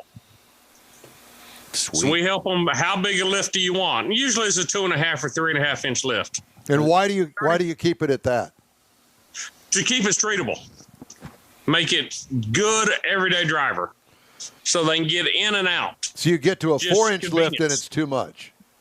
No, it'll go to. Some people go to the 4, but the JL you don't need the 4. 3.5 and 35s is just about perfect on the non-Rubicons. 2.5 and 35s is great on the Rubicons. Neat. And why the change between the models? I'm sorry, say that again? Why the change between the models? The JL, Rubicon, they made the fenders 2 inches taller. Ah. Interesting. Okay. Right. So you've got the appearance of 2 more inches of lift, even though it's not that much taller. Okay. But it's all in how the fenders sit. I never realized that. I didn't either. And that's true of all the Rubicons when you see the Rubicon on it? On the JL. Okay. If you look at a Sport, a Sahara, you can see this little gap right here. Uh-huh. If you look at the Rubicon, you don't see that gap. The fenders are at this height. I learned something new today. And it's just a visual thing because the ride height's the same, but visually it looks higher because the fender's that much higher than the tire. Wow. Correct. Wow. Which, again, back to Jeep was very smart on the JK. They gave us no visual reasons to buy the Rubicon. Everything was performance reasons. On the JL, they gave us a visual reason to buy the Rubicon. Wow. Cool. Yeah. So you said you've got the mom and the dad and the kid coming in. Who has the Correct. most? Who has the most influence? The dad and the kid, or the mom's input? How does that work? It depends on the family dynamics. Again, if the son is really into it, he's already done his research. He knows what wheels he likes. He knows so much about this is what I want. And then we help guide him that way. Based on Dad's budget. Some families come in, they have no clue. They said, we want to make our Jeep look better, like all the others you see running up and down the road. Right. Do you give them a workbook and say, here, go and look at this, write down in the workbook what you want, and we'll go over it and see if we can make this all come true? We've got forms that they can help fill out. And then we will show them, because if you look at wheels, you'll see that the Black Rhino designer has his own styling, and a lot of those wheels will look similar. So does the Fuel designer. So does the Moto Metal designer. So once we can get them picking between those, then we can, okay, well, let's go look at all the Moto Metal wheels. You see start all narrowing it down. Narrowing it down. And that's what it is. It's just a process of elimination. Wow. Or sometimes you'll be flipping through and they see it and they go, that's it. I love it. That's the one I want. Yeah. Because there's so much to choose from nowadays that, There is. But here's I'll get out of the sun again. But you see how the fender comes in at the very top of the hood line. Oh, yeah. Oh, okay, yeah. Big difference. Yep. Wow. Do you charge a diagnostic fee? Oh, you'd had to have been on the show earlier to listen to us rant about that. That's not the world he lives in. So Depends on what we're diagnosing. Okay. If they come in and tell us what their problem is, then I charge double for that diagnostic. Oh, yeah. because they're generally not right. Correct. There you go, Mike. Yep. Well, Very nice. that's That awesome. looks like Conrad's trunk. Oh gosh, it's just Like I say, he's got this one built to play. It stays in the garage the rest of the time. So he got all his toys with him. And now that it's hunting season, are you getting a lot of folks that want to maintain their Jeeps when they go out into the deer blinds and things? We see a little bit of that. We see more of the side-by-sides for hunting anymore than Jeeps. Side by side. What is that? The UTVs. UTVs. Oh, okay. I got you. Yeah, the Polaris and things. Mm-hmm. Okay. Yeah. Correct. So what are you doing to the Toyota? Toyota, just repair. Okay. Lineman on the front end, changed out a few of the parts. De-donking. Well, I'll tell you, it takes a smart technician to figure out how to align one that's got what looks to be about a 8-inch lift on it. Yeah. Correct. 8-inch bullet. And 22s or 24s. Yep. And because those are expensive tires to replace if the alignment's wrong. De-donk it. It's wrong, but again, you also have to have the correct equipment. This is the new Hunter alignment, laser alignment machine. Right. Hey, Larry. This is one. Now, this is a unique one, and this is a Jeep YJ, the square headlight version, Okay. converted to CJ front because he didn't like that. Yeah, real Jeeps Well, have round heads. I was going to say, I think the YJ tends to be the red-headed orphan within the Yep. Jeep world that a lot of Jeep people, to a degree, not shun, but shun. Yeah, And what model is that? What model? The YJ. It's the one with the YJ. square headlights. Oh, The okay. YJ had the square Yeah, headlights, yeah. but again, he converted it to the CJ front. But again, there's not a whole lot less stock on this. Yeah, I was going to say, it looks like either the wheels have been pushed out to the ends, to the corners, or the body's been pulled in one. Dana 60, so the axle's a whole lot wider than the factory, is why it gives you the wide stance, then the big offset. But again, you can see it's full custom, solid aluminum 4-link bars, Now, does Fox it, coilovers, back haft on the frame to see how it takes it then. I don't know if you can see it or not, but how it V's it in to give more room for the axle, the shock, the spring. Okay. Cool. yeah. So Jeep's got a theme of what they have frogs or something all over, or turtles. Ducks. Ducks. What is it? Not ducks. Easter eggs. Easter eggs. They call them Easter eggs. It's basically the grill of the Jeep. The 7-slot grill is all around the place, and it's up to you to figure out where they are and what they're doing, because generally it's there. There's some kind of functionality to it, like with the hard tops, the removable pieces. You know, that little logo will be there, and then there's spots for all the bolts to hold in place when you take stuff off. So it's a visual to catch your eye? I think it's a bit of I'll say a gimmicky thing to get you to look around for it to see how much stuff is there that some engineer somewhere, some marketing guy somewhere said, oh, let's do this, and let's see if the customers can figure out what it's for. The guy from Austria that did the interiors that started that stuff. I can't think of his name. Hans. The real tall guy. Hans Christian Andersen. Yeah. Yes. No. Yeah, But, it's got it on the windshield so that your purist will look at, oh, well, you don't have a factory windshield anymore. Yeah, it's on the factory headlights. Tail lights. So- I mean, it's wheels. I mean, it's all over the place. Yes. That's pretty cool. So do you find there, well, this will be a tough question. Do you find there to be a bit of a Jeep snobbery about where their upgrades came from? Yes, definitely. Jeeps are almost cultish to an extreme that they are going to be loyal to Jeep and to manufacturer A. You got to get AV. You got to get Terraflex. And because that's what they own, that is the only one anybody else can own. Wow. Snobbery. And the I like truth it. is, you build the Jeep for how they're driving it and who's driving it. And do you find some people kind of overbuild the Jeep for how they're going to drive it? You know, they put all this off-road ability into it, but they might not go as off-road as they thought they were going to originally, right? See that, and we see the other extreme, the person that puts 2-inch pucks on it, and then they go out and they go to Moab, and they think they can keep up with the crawlers. Oh, well, I like that 2-inch puck. That's a body lift. I like that. Yeah, now the one thing, I'm not a fan of the puck systems in the Jeep. If you're going to do a lift, do a spring, do a shock, designed to work together. yeah, because a body lift doesn't really help anything, and visually, a true Jeep person realizes, hey, you didn't even do it right. Yes. There's a lot of off-road shops in Houston. Do you find folks coming in to you to fix problems they've had with other shops? It's a weekly occurrence. Yeah. Wow. That right now, with times being as good as they've been for as long as they've been, there's a whole lot of hobbyists that think I can open a shop because I can repair mine in my house. I can run a shop and I can do what they're doing. And when the economy turns bad, which we hope isn't for a long, long time, most of them will go away. Yeah.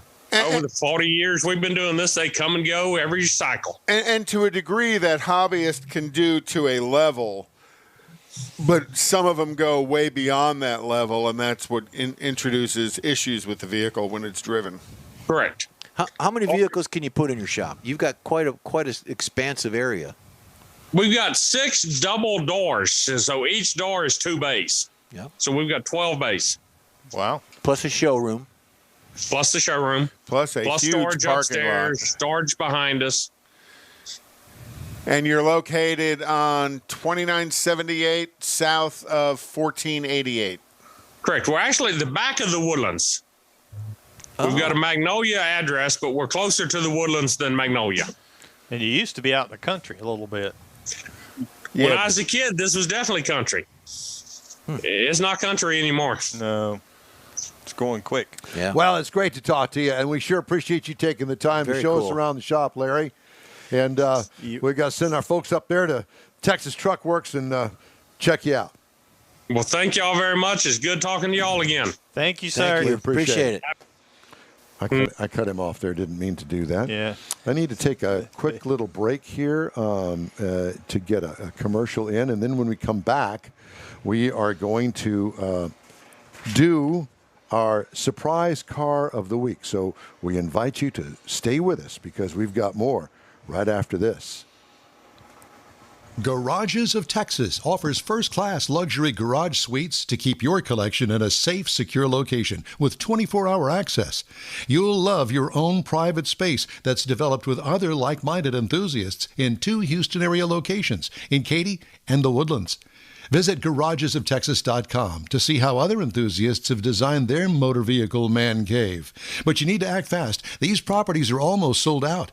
Visit garagesoftexas.com for full details. It's the In-Wheel Time Car Show Halloween edition. Thanks for joining us today. And time now for our surprise car. And I've got JD. Oh. That would be... Did you drop the set out of your ring? No, I dropped my clipboard. Oh, okay. So Coach dropped his clipboard. Jeffrey Zekin has the surprise car today. Okay, so what we're going to do is we're going to talk death because it is Halloween. Death. Right. And this is from the Talk Death site. There's actually a blogger with Talk Death. So in the past, there's been a variety of... Go back. Yeah, go back. You know... Wait, go back. There's Jeff right there. Yeah, that's me up there. Yeah. That's my new gig. So why do we call it a hearse? A hearse is a vehicle that's used to carry a coffin. It's not a hearse. It's a hearse. Hearse. There's no t on the end. The name is derived through a French word of hearse from the Latin word herpex, or simple herpex. I think we got shots for that, which means harrow. Which means harrow. Close to herpes is what it is. Yeah, that's what it is. Which is a farming tool similar to a rake or a plow. So how did we go from harrow to hearse? Around the time the coffins were topped with spiked metal framework to hold candles. And it's commonly believed that because of these spikes resembled the harrow, the word grew to refer to a vehicle that transports the dead. In the death care industry, it is more commonly called a funeral coach, a title that's a bit more formal and a little less spooky and a little less macabre.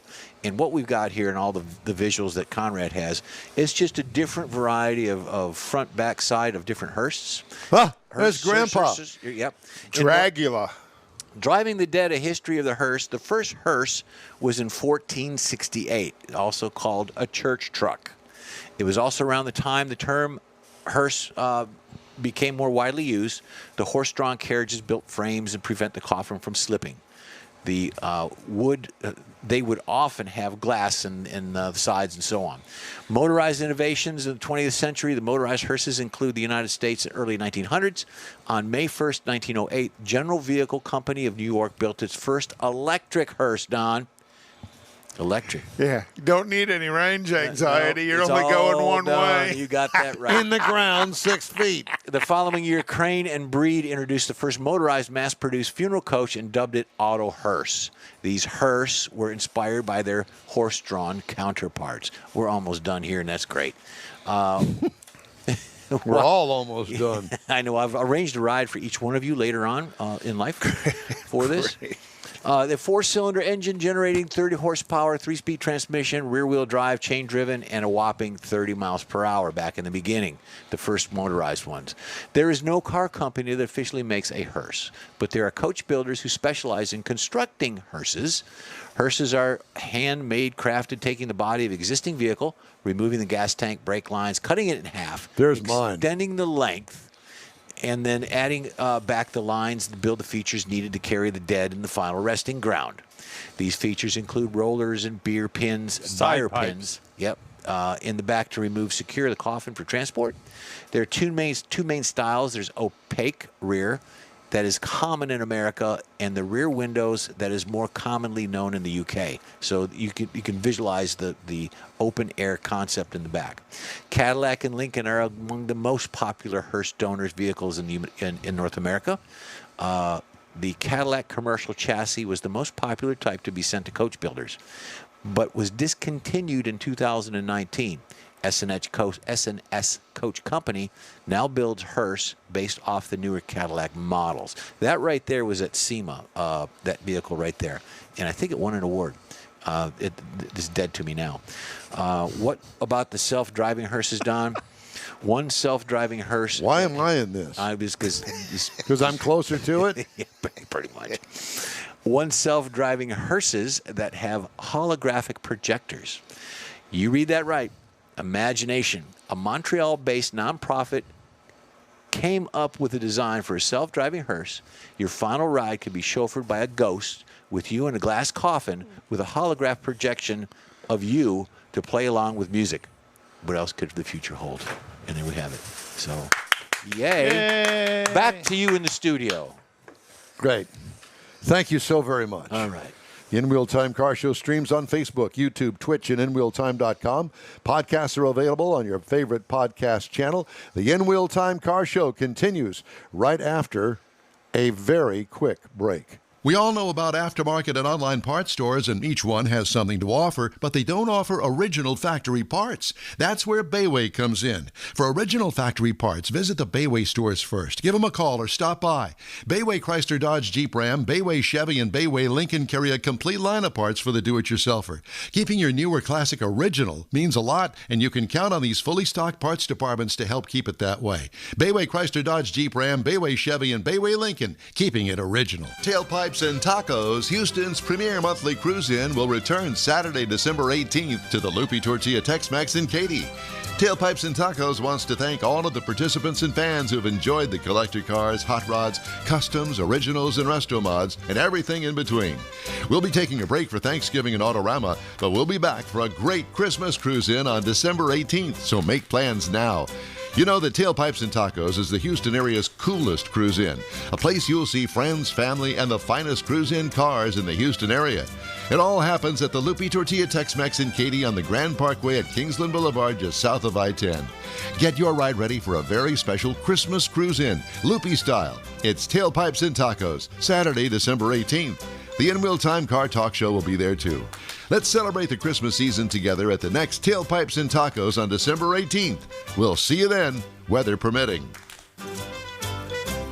Gulf Coast Auto Shield has moved to a more convenient location. Now you can visit John Gray and his staff of dedicated professionals at their new shop on the South Sam Houston Parkway between Belford and Airport in Southwest Houston. Gulf Coast Auto Shield is the best at paint correction and ceramic coatings.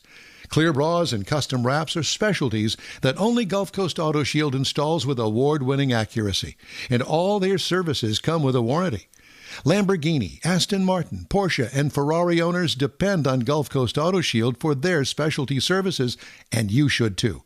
The In Wheel Time Corvette and Cutlass have both been massaged by Gulf Coast Auto Shield, so isn't it time your vehicle visit their new shop in Southwest Houston? Call John Gray today at 832-930-5655 or visit online at gcautoshield.com. That's gcautoshield.com. Paint, coatings, wraps, and more at gcautoshield.com. Celebrating 10 years of award-winning car talk. This is the In Wheel Time Car Show. Coming up, Conrad will have the car clinic. We'll have this week's auto news. Howdy, along with Mike Out of This World Mars, King Conrad DeLong. We need more Jeff Zekin. I'm Don Armstrong. Glad that you could join us on this Saturday. Donnie Boone. Donnie Boone. Yes. Donnie Boone was a man. And his brother, Pat Boone. With my white patent leather shoes. And they started a family organization, and they lived on Boone's farm. Annie and cousin Annie Greensprings. There you go. Ellie Mae and all that. Oh, we saw a Max Baer lookalike last night at the restaurant. We did. Yeah. Yeah. From the side, the guy looked just like Max Baer. Max Baer was Jethro. Jethro. Yeah. Jethro. Yeah. Uh-huh. It was very comical last night. I bet it was. It was a comical. Was there kind of alcohol evening. involved? There was. A little bit. A little bit. A little bit. There was some There alcohol. was, and a little bit. I didn't say how much. He said how much. I just said it was comical. That's all I said. Yeah. Mm-hmm. All right. Typical. So you heard Chevrolet is now released the information on the new Z06. Yes, as a matter of fact, I have the story. That's why I figure I'd lead into it. I see what you're thinking, Don. I was giving you the toss. Well, you know, you and I do have the same birthday, so we do have that kind of mental telepathy that's right. not going on. Yeah. And our server has a birthday near your birthdays. You found that out last night? Yeah, but she's not a Sagittarian like Conrad and I are. Oh. Okay. No, she's of another ilk. I don't. I've never followed the zodiac I stuff. don't think she even has. You a boy. haven't? Neither have I, but I do know that I am a Sagittarian. Matter of fact, I've got a big sticker from the back of my car that I'm going to put on there called Sagittarian or Sagittarius. I don't even think she's got a boyfriend, so it doesn't matter. Do you put that in your Grinder profile? My Hi, I'm a Sagittarius. I'm a Sagittarius. Yes, my Grinder. I'm not exactly sure I'm half human and half what animal. what is Grinder before I have to It's a look off. dating profile. Oh, I thought it was a coffee. Yeah, but what kind of? It's a dating profile. Yeah, no, I don't How do you know trust all this, you. Conrad? Yeah, Really? exactly. Yeah, I'm we're not married. doing I don't all know about it. anything. Yeah, you probably know Been more married about for that than 30 I do. He tried to get me in 35 trouble. years, 36 Just years a moment. this year. Tried to Let me get me- Google this and I'll find out. But here in let's just a talk second. about the Corvette. No. You While tried you to get talk me in about trouble. the Corvette, I'm going to look up Grinder. Tried to get me in trouble with my wife this morning, so I'm throwing it back on you. This is Knucklehead. perfect. This is absolutely perfect. So on the 26th, Chevrolet announced the 2023 Corvette Z06. Pretty remarkable car, but the most remarkable thing is the engine. It's a 5.5 liter flat plane crankshaft engine that sounds like a sewing. He just found Grinder. Oh no! Sounds like a sewing machine. And We're ready. Got her. Oh, we got all right. kinds. We of got things. her. well, she's just going to have to hold on because we've got no. some business to attend to here. No, Don. Let's take care of the guest first. We can get No, to that let's later. not. I don't want to see Let's your see. They've grinder got thing. grinders at Lowe's. Yeah, I think it's a difference. Yeah, there's a huge difference because it says here, the first thing up, it says, is that Grinder for men or Grinder for women? Red flag. Oh boy! Exactly. Left-handed runner. This is the right-handed R-rated version of the show, so dear there are Lord. little All children right. in the room. Let's go to the Texas Mile. Okay, go ahead. Yeah. Jessica. Hi. Hi there. How are you this Hi. morning? Good morning. I hope you guys can hear me. Yes. Gotcha. Hope you can hear us. Yeah. So how are things out at the Texas Mile? Well, first of all, before we go to that, why don't we learn what the Texas Mile is for those people that don't know? Okay. So why don't you explain to us what the Texas Mile is? Yeah, definitely. So the Texas Mile is a 1 mile top speed event. So our participants come out and they start from a standing start and get their top speed in 1 mile. We also have a half mile track.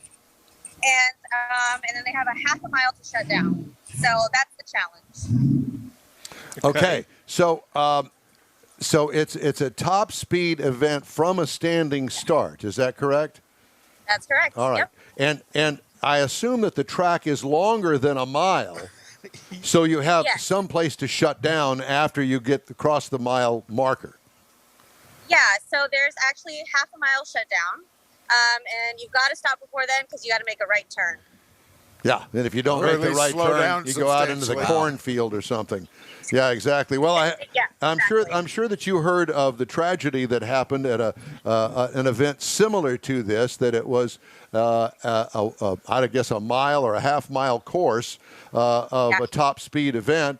And apparently, at this particular event, they allowed the fans, the observers, to walk up next to the track after the end of the actual mile or half mile, whatever it Right. was. Yep. And the car went out of control and killed several people and injured many more. And I assume that you have safety measures in place to prevent that.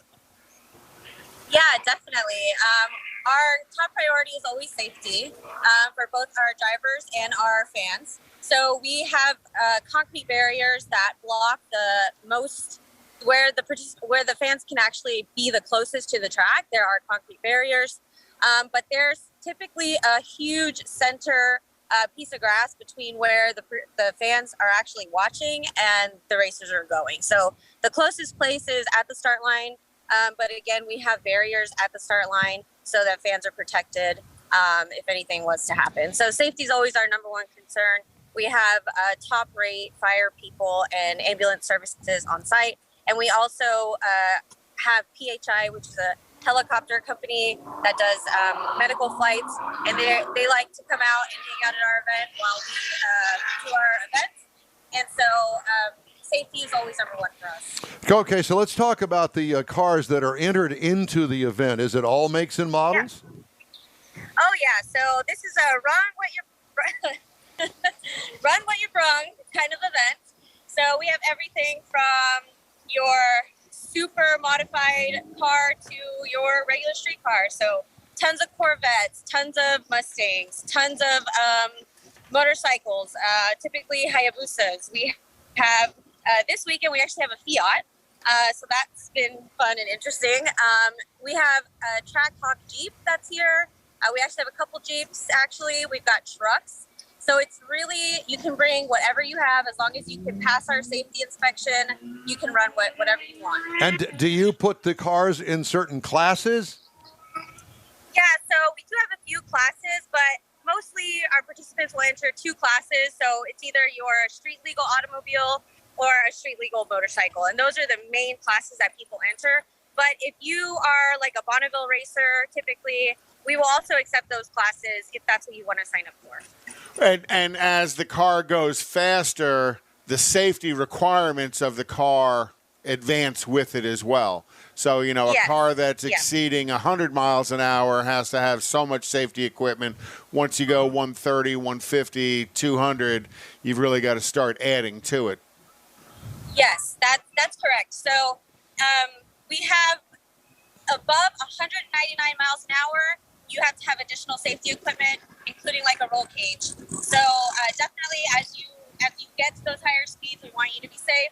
You know, we require a fire suit and, you know, rated helmet. So those things are super important. And those cars that are going north of 200 miles an hour there, extremely modified, but are generally going to be Porsches, Lamborghinis, the Ford GT. Tell us a couple other of those cars that are going to run the 200 plus. Yeah, so I actually have our current record holder who went 247 in his Shelby Gt500. He's here if he wants to come on in. His name is Van Collier. He's also an event sponsor, and he can kind of tell you about his car.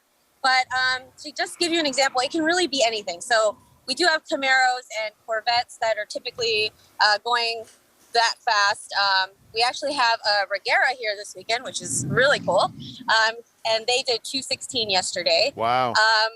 But we also have like a Dodge Neon who has gone 200 miles an hour. So Yeah. A Neon? Neon. Yeah, Dodge Neon, yeah. That'll do So it.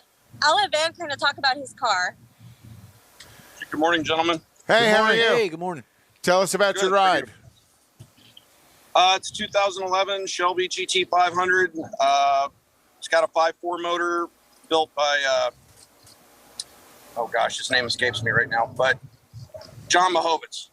And it's a twin turbo with twin 88s, runs on methanol.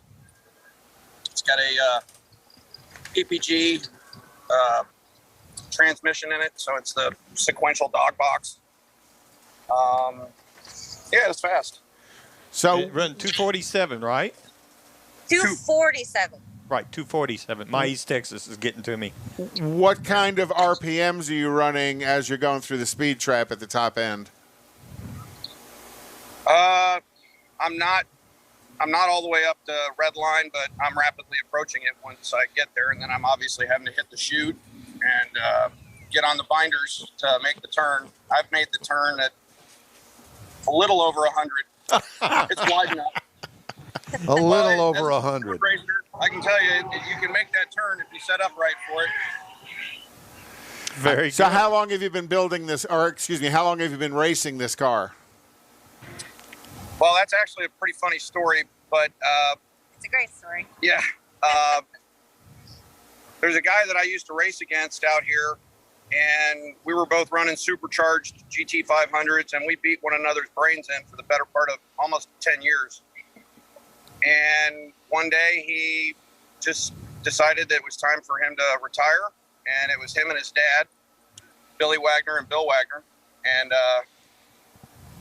Bill called me up one day and just messaged me on Facebook, actually, and he just said, "Hey, I'm looking for somebody to drive my car. Are you interested?" So, yeah, long story short, I ended up I'm now driving a guy that I used to compete against. I'm driving his car. Oh, okay.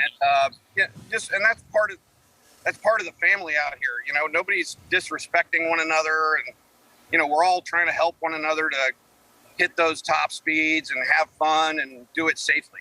I want to know how fast Jessica's gone. I did 165 in a Camaro that we used to have. We don't have it anymore, but I did 165. Yeah. Are you going to make a pass today? No, if I had something to drive, I would, but no, not today. Well, there's a gentleman right next door to you there that might let you drive his. Maybe. I'm a little scared to drive that one. I don't think that's happening. Yeah. Well, you got a nice variety. I mean, there was a Shelby GT kind of rolled behind you while he was talking about his, and you can see a pretty good lineup behind you. There's one there that looks like it's a rail car, some sort of vehicle without a body. I can't really tell from here. It's right on the other side of that blue Shelby in front of the Corvette. Yeah, I don't know what that is. It does look like a skin rail that they put street tires on to come out here and run. That sounds like it's aerodynamically efficient. Well, you said run what you brung, so I guess they took it quite literally. Yep. Well, exactly. Aerodynamics play a big part. Yeah, aerodynamics play a big part in it when you're going that fast. All of a sudden, you know, it's not always about the downforce. You want to really avoid the lift, and you got to kind of find that balance of downforce, because the downforce also not only keeps you to the ground, but also slows you down. So how do you make those adjustments in your Shelby GT500? Well, we're constantly doing things with Harrow to try and go faster. So like on the GT500, the rear deck lid, the rear spoiler, you need a flat plane going right off the back, just like you'd see in drag racing. But the ones that are elevated, like you would see on, say, a GT350R Mustang with that elevated, that's obviously for braking. But out here, we've literally tested 2 cars going down the track, and that spoiler slowed the car down by 4 miles an hour. Wow. Yeah, it creates a tremendous amount of downforce. And another friend of mine's here this weekend, and he's running a Trans Am Boss 302 Mustang. And we had a pretty significant headwind yesterday. And as he was going down the track, he said once he got to the half-mile mark, he could feel the car sitting down, and it just wouldn't go any faster. So, it makes a huge difference. Aero is everything in this event. And then also, you've got to have tires that are going to be safe at that. The tires have to be safe at that kind of speed as well. And I would assume that's got to be part of the tech inspection. I was thinking that too. Yeah, definitely. Yeah, we have some strict rules about tires. We actually were just talking about that a few minutes ago. Because, high speed, you definitely have to have specific tires. Now, not only being a participant, but Jessica said that you're also a sponsor of the event. Yes, sir. Do you have a business that's related? Yes, sir. Revin Racing. It's that's actually one of the ways I got started in this event. I've been coming here now for 13 years. I had a small business, and I was selling aftermarket performance parts for Mustangs and that type of thing. I still do to a small degree. Lost him. No, we can still hear you. Yeah. Okay. So Jessica, go ahead. I'm sorry. Go ahead. Oh no, I'm fine. Go right ahead. So Jessica, where is all this happening again? Yeah, so we're actually in a small town. It's called Beeville. It's about 3 hours south of Houston. So it's Beeville, Texas. Super small town. This actually used to be an old naval airport, and it's been decommissioned for a really long time. So they allow us to use it, and the city of Beeville has been super gracious to let us be here and continue to have the event. And we bring a lot of money into the community, so they love us around here. So how long does the event run today and tomorrow? So today we'll probably go until it gets dark. Honestly, we try to go as long as possible so that everybody can get as many runs as they can in. So maybe about 6 o'clock. And we typically are live either on YouTube or Facebook. All right. And tomorrow? Are they running tomorrow? Tomorrow we'll end at 4. since it's the last day and people are typically, they leave a little bit earlier. So it'll be like 9 to 4. And if you were kind of give a percentage of how many cars are trailered in and how many people drive their car to run the mile? So I would say about 75% trailer them in. And then we do have people who will drive the car in and then run it and then drive it home. We used to have a guy actually who drive in from Canada, drive all the way here in his car and drive it home. That's crazy. Yeah. That's got a lot of faith in the car, that's for sure. Mm-hmm. Sorry, I couldn't hear you there. That Harley was super loud. He's got a lot of confidence in his car to be able to drive it that far and trust that he can drive it all the way home. Yeah, definitely. Yeah. I mean, you just never know what's going to happen on the track. So it's pretty brave to drive it all the way here. You just never know. Yeah, that was very brave. Yeah. Well, thank you guys so much for joining us today. We truly appreciate it. And best of luck with your big event down there. And Thank you so much for having us. We really appreciate it. And we look forward to you guys coming out someday and joining us. Yes, we're looking forward to that. Very good. Thanks again. We appreciate it. All right. Time now for Conrad's Car Clinic. What are we talking about today, sir? Well, we're going to talk a little bit about the world of multi-valve cylinder heads. Ooh. You have to think the original 4-valve cylinder head was a Peugeot in 1914, and these guys developed a cylinder head to go racing. Well, let's back up just a second, because most cars only have 2 valves per cylinder, the intake and the exhaust.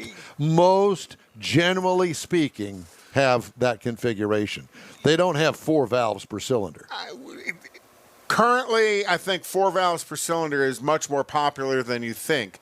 Yes, 2 valves per cylinder has been the standard for years. And then Ford has a 3-valve per cylinder V8, and then the 4-valve per cylinder. But all the way back to 1914 is when they started with the 4 valves per cylinder. And let's face it, the whole society overall is fairly certain that technology advances over time, and as these engines are rolling out of the factories today, they're much more refined and much more reliable power plants at that 4-valve level. Most all of the 4 valves are also going to be dual overhead camshafts. But some people have lost their minds and have gone crazy. No. Let's talk about Toyota.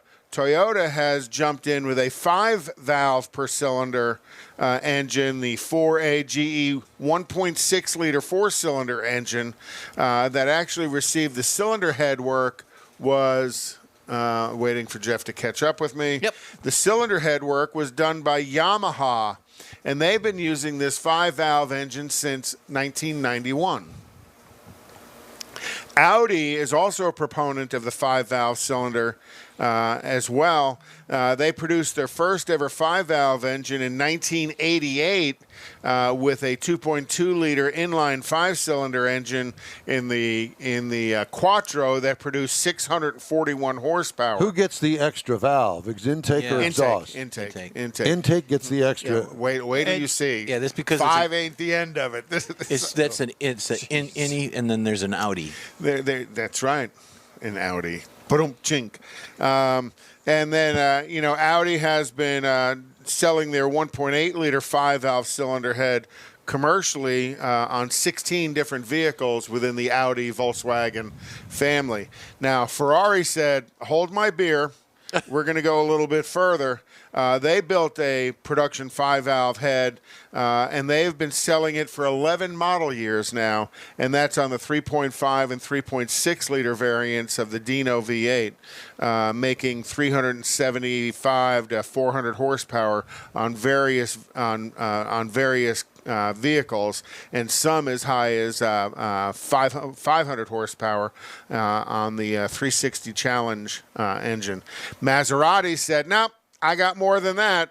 Maserati builds a 6-valve cylinder head, dual overhead camshaft, twin turbocharged that only makes 261 horsepower. And that was way back in the 80s.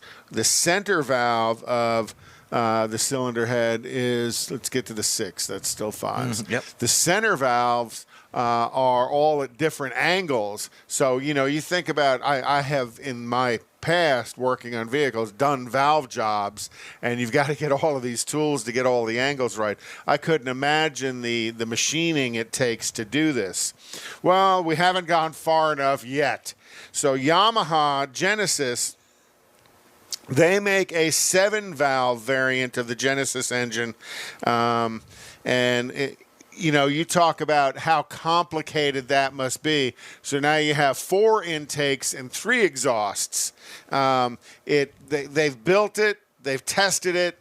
It never really made production, but it goes to show you how crazy they are. The other thing you'll notice is there's 2 spark plugs in there, kind of like weird. your hot rod Hemis with the 2 spark plugs. Yep. So how far will it go? I'm not real sure, but I would think the 4-valve has proven itself to be very dependable, and a lot of these 5-valve engines have been around for quite a period of time. So that is, how many valves are in your head? Well, first of all, why does the valve have to be round? Airflow. And it couldn't be elongated. The reason I'm saying that is because couldn't you get the same surface area in a long, kind of a much bigger valve and just do 2? Yeah, but you have to be able to get the valve to shut correctly. Yeah. And when your stress and distance to the stem, that stress is the same on something that's round. When you go with something that's oval, you may get a little bend on the flaps on the outside of the oval.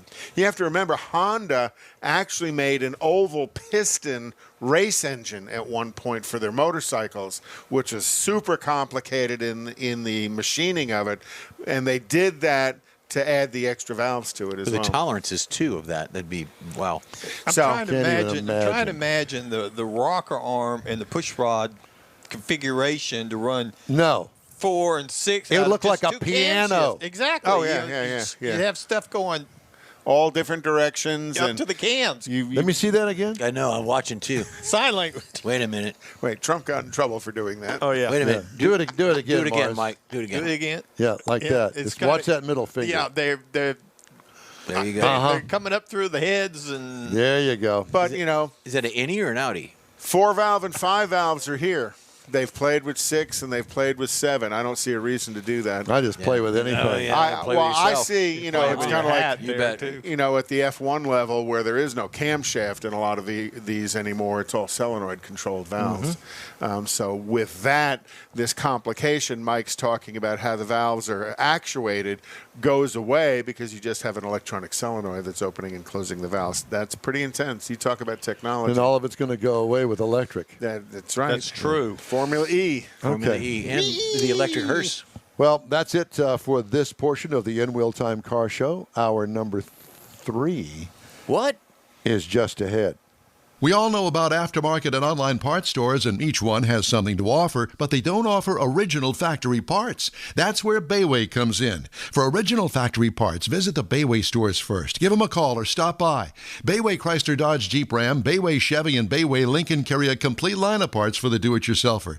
Keeping your newer classic original means a lot, and you can count on these fully stocked parts departments to help keep it that way. Bayway Chrysler Dodge Jeep Ram, Bayway Chevy, and Bayway Lincoln, keeping it original. Tailpipes and Tacos, Houston's premier monthly cruise-in, will return Saturday, December 18th to the Loopy Tortilla Tex-Mex in Katy. Tailpipes and Tacos wants to thank all of the participants and fans who have enjoyed the collector cars, hot rods, customs, originals, and resto mods, and everything in between. We'll be taking a break for Thanksgiving and Autorama, but we'll be back for a great Christmas cruise-in on December 18th, so make plans now. You know that Tailpipes and Tacos is the Houston area's coolest cruise-in, a place you'll see friends, family, and the finest cruise-in cars in the Houston area. It all happens at the Loopy Tortilla Tex-Mex in Katy on the Grand Parkway at Kingsland Boulevard, just south of I-10. Get your ride ready for a very special Christmas cruise-in, Loopy style. It's Tailpipes and Tacos, Saturday, December 18th. The In-Wheel Time Car Talk Show will be there too. Let's celebrate the Christmas season together at the next Tailpipes and Tacos on December 18th. We'll see you then, weather permitting. Gulf Coast Auto Shield has moved to a more convenient location. Now you can visit John Gray and his staff of dedicated professionals at their new shop on the South Sam Houston Parkway between Belford and Airport in Southwest Houston. Gulf Coast Auto Shield is the best at paint correction and ceramic coatings. Clear bras and custom wraps are specialties that only Gulf Coast Auto Shield installs with award-winning accuracy, and all their services come with a warranty. Lamborghini, Aston Martin, Porsche, and Ferrari owners depend on Gulf Coast Auto Shield for their specialty services, and you should too. The in-wheel time Corvette and Cutlass have both been massaged by Gulf Coast Auto Shield, so isn't it time your vehicle visit their new shop in Southwest Houston? Call John Gray today at 832-930-5655 or visit online at gcautoshield.com. That's gcautoshield.com. Paint, coatings, wraps, and more at gcautoshield.com. Celebrating 10 years of award-winning car talk. It's the In-Wheel Time Car Show. Just ahead, Mr. Mars has another interesting story in his series on banned race cars. This one on the six-wheelers. We'll have the upcoming events calendar and today's news headlines, all just ahead on today's live edition of the In-Wheel Time Car Show. Howdy, along with Mike out of this world, Mars, down at the other end of the dais. King Conrad DeLong.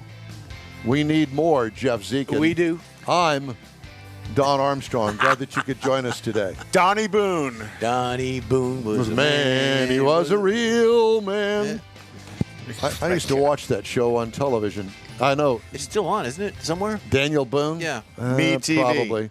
Is it on Me TV? TV, yeah. Is it on that Saturday morning? No, it's Western Me thing? TV. Yeah, it might Bonanza, be. Rifle. Well, if it's on Me TV, then it's also on Pluto. And I didn't realize that you can get a Pluto on your cell phone and download, watch right on your. Yeah, it's pretty for far nothing. away, though. Yeah. I didn't know that. Yeah. I'll have to do that. Do that sometime. Yeah, Pluto's pretty far away. I did while we're waiting for our next guest. Do we have our next guest? Yes, we do. Yes, we do. All right. Sing hallelujah. Hallelujah. All right. Mark Sorger, car collector and top fuel driver. Good morning to you, sir. Thank you very much for joining us. Woo-hoo. Are you out of breath? We can't hear you. Oh, boy. I don't know why we can't hear you, because you don't have your audio on, I guess. Or Mr. Mars doesn't have the audio on. I'm not sure. But I do have, while we're trying to get the audio straight on Mark. Okay. There he is. All right. How do you do?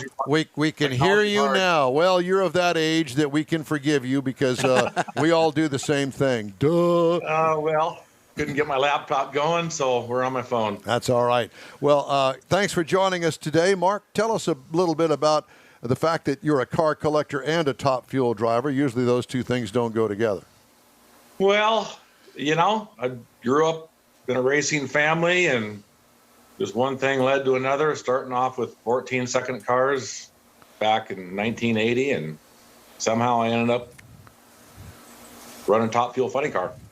So I wouldn't necessarily call myself a collector. There's just a wee bit of difference between a 14-second quarter-mile car and a 3-second top fuel drag. And there's a lot of information missing in between.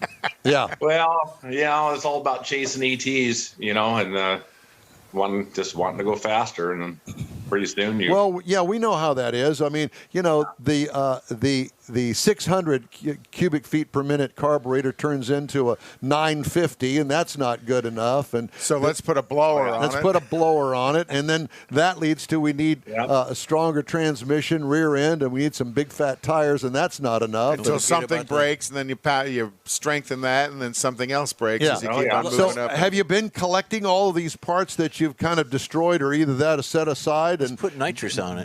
And build all of these collector cars now, or what? How does that work? Well, I've blown up a lot of stuff over the years, and used to save all that stuff as kind of mementos, and it just kind of the pile got too big, and I just started kind of threw it all away. Yeah. But so let's start with the top. Let's start with the car collection first. So, what do you have in the car collection? How big is it?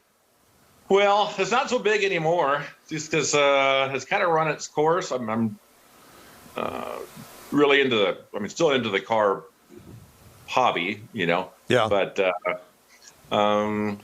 you kind of thin in the herd, as they speak. Well, yeah. So pretty much been selling the last few years, selling everything off. So I've never considered myself a collector.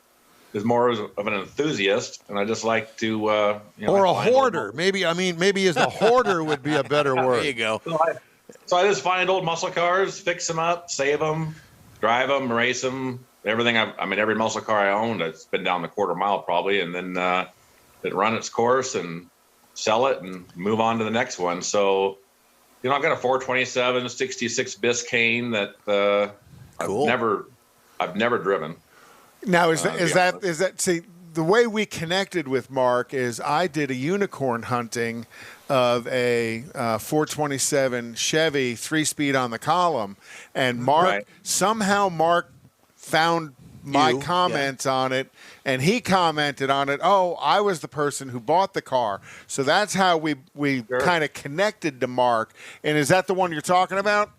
It is, yeah. So it's 427 3-speed on the column. Bought it from the original family. I found it on a cattle ranch, and then. Well, I have to tell you, the Biscayne holds a little piece of my heart because that's where I learned to drive a stick shift. Except it wasn't a 427; it was a straight 6-cylinder with a 3-speed on the column. The bottom line, no air conditioning. They had to hang a air conditioner underneath the dashboard. You know those things, and that's where I learned to drive a stick shift. So I'm kind of connected to that car. And when I saw the post that Conrad made on the 427 with the 3-speed on the column, I was drooling, thinking, "Yeah, that's my cup of tea right there." Oh yeah, so it's a pretty rare car. It's one of 72 made with a 3-speed, and it's not a Saginaw. The big block cars had a Muncie M23 3-speed, so it's kind of unique. But well, the M22 Muncie is the Rock Crusher. Is that correct? The 4-speed, yeah. So M23 is a 3-speed. It was a big block only, so they didn't make very many of them. So. Now, you said you found it on a farm? Ranch. What was it on cattle ranch? Okay. So I volunteer on. I'm retired. Okay. So was it in? So I volunteer on cattle ranches, and just because it's fun and keeps something to do. And you find some cool cars there, huh? So the car's been sitting since '82. Oh, okay. Lady that bought it new was a Air Force pilot, and then she ended up had a trailer hitch on it. She towed a U-Haul trailer or something, made her way to Nellis in Vegas, and was stationed there. And then the car made its way to Tacoma at McCord Air Force Base. And so, what kind of condition was it in? It was weathered, but it was all original and solid. So I found it on a farm in eastern Washington. I have to tell you from my experience at the Chevrolet dealership for a couple of years that the Ware always had some sort of weird one-off kind of thing that either the dealership acquired from another dealership in a trade, a dealer-to-dealer trade, or they had ordered it and the person didn't pick it up and it's just sitting on the lot, and it would become one of those oddball kind of cars, because that's not one of those kind of cars that I would think that a dealer would order without an actual somebody at the other end to actual buy it. Hence unicorn. Yeah, so my understanding from her family is that she actually ordered the car. Yeah. And then since she was in the Air Force and traveling from one base to another, she wanted the biggest engine she could get, so she ordered the 427. And it's a 385 horsepower. It's not a 4 1/4 horse. And then the only other option was an AM radio. So that's it. AM radio and 427 and with 308 rear end gears. So it's pretty neat. But like I said, I've never driven it. But you have collected what I would consider a number, and just because I kind of follow what you say as you kind of read our Facebook page through the years, you've kind of and I get an assumption that you're not necessarily a collector, but a lot of these cars pass through your ownership over a period of time of some pretty unique stuff. So what would be some of your favorite unique ones that you've owned? I've had hundreds of muscle cars. I don't even remember them all. Now he's bragging. I knew we would find somebody that would have to brag about his 100 cars. But the thing is that when I was buying them, way back when, you could buy a Hemi car for $800, and so. But definitely my favorite two. And I wouldn't you got viewers that would argue that these aren't muscle cars, but so I had a 69 L88 Corvette. It was a heater delete car I bought from the original owner. That stands out. And then probably my favorite would have been my 71 RS Z28. It was Hugger Orange. I drag race that car every weekend, and my wife and I dated in that car and all that kind of stuff. Cool. And if I could Do you have still any have of that car? No, that one's had that car for, if something lives in my shop for 4 years, that's a long time. And I probably had that car for 4 or 5 years. And Do you still have the wife? yeah. Oh, yeah. Surprisingly. Yeah.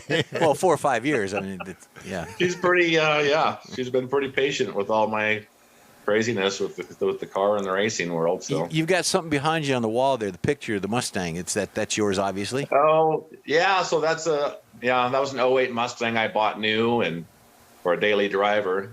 And I actually told my wife, I said, this is going to be the first car I'm not going to modify in any way. And Looks like it. Well, you did because it's got a number on the door, and I would imagine that you probably drove it to work with the number on the door. And a wing. Well, that car started off as, I took it to the drag strip the day I bought it, see what it would run. And the gearing wasn't optimal. So it's like, okay, well, I'm just going to put 410 gears in it. And then one thing led to another. And that car was the car that ended up being NASCAR Cup powered that I road raced in American Iron Extreme. And had a bunch of global sponsors, and it won SEMA in 2013 and some other stuff. But car was competitive. I like the way you play all this down. We're all living through you, and we do need just a touch of excitement and enthusiasm about these cars that you dangle in front of us. Yeah, right. win SEMA with. So that car, that's how that car looked before it attracted some sponsors, and then 3M came on board and wrapped it, and company out of Japan came on board and did a big aero package for it, and it was in a wind tunnel and a bunch of stuff, and this is the car you were not going to modify. Yeah, the car I wasn't going to modify. 860 horsepower NASCAR Cup motor that came out of Mark Martin's car, and clutchless 4-speed and the whole darn thing. So we assume Glenda, your wife, is also an auto enthusiast. She's on Facebook and talking to me on Facebook. Oh, no. Yeah. Yeah. So she's going to know after 24 or 5 years, she's going to find out some secrets that she didn't know There you about. go. That's why we asked the I questions. thought I'd warn you. Well, she came from a car family, too. So, her brother races Top Fuel Funny Car, pretty famous. Her dad road raced. He was on the Shelby team, raced a competition Cobra. Oh, wow. And then he switched teams, went to McLaren. My dad raced NHRA and was the Division 6 NHRA tech director. So, it's just all my in the blood. family. Yeah. Oh, yeah. So let's talk about the Top Fuel, Funny car. funny car that you have. Well, do you still have it? No. So that was I was going to drive for somebody. I didn't own the car. Oh. Had a deal worked out to do the Western Swing with a local company. So I got my license, which was, I already had a advanced ET license because I had a blown alcohol altered. So I had to just make 3 passes in a funny car to get my funny car license. And, this was back when funny cars ran quarter mile, but now they run 1,000 feet. Right. So my quickest time was a 5:04 at 3:04, which was about a 10th slower than like Force and those guys at the time. So, but I never did race a national event because the sponsor backed out, and then I wasn't gonna race on my own. But still went 5 seconds at 300 miles an hour in a nitro car. Like his in yesterday. His lap. Yeah, it was no big deal. And then I did this. Yeah, we and want to then live I did vicariously that. through you. The difference between driving like a Top Fuel funny car and like my blown alcohol altered ran 680s in the quarter right at 200. The biggest difference is in the first 330 feet between a Top Fuel funny car and like my blown alcohol altered, because they both pick up about 40, 45 miles an hour from the 8th of the quarter. So there really isn't much difference once you get to the 8th, you're just kind of along for the ride and you hope you're going straight. So what's your future on this? Are you going to do like maybe the Salt Flats or something, or there's a Texas Mile going on right now? Well, I'm thinking long beyond that. I'm thinking more about Elon Musk and the flight to the moon or something. Yeah, and he'll probably own the rocket. Only if I can drive. Only if you can. There you go. He's not in. But no ambition to go to the Salt Flats. The thing is, no, you know what? Salt Flats has always been on my bucket list of things to do, and it probably won't happen. But that's okay. No Pikes Peak? I would have been more interested in Pikes Peak when it was all dirt. Now that right. Old school, dangerous. I like the thrill of the going over the edge. You don't want to go over the edge. We do that every the thrill. Yeah. Every Saturday morning at 8:00, we go over the edge. Yeah, we do. The thrill of going over the edge at Pikes Peak is short-lived. Yeah. But very short-lived.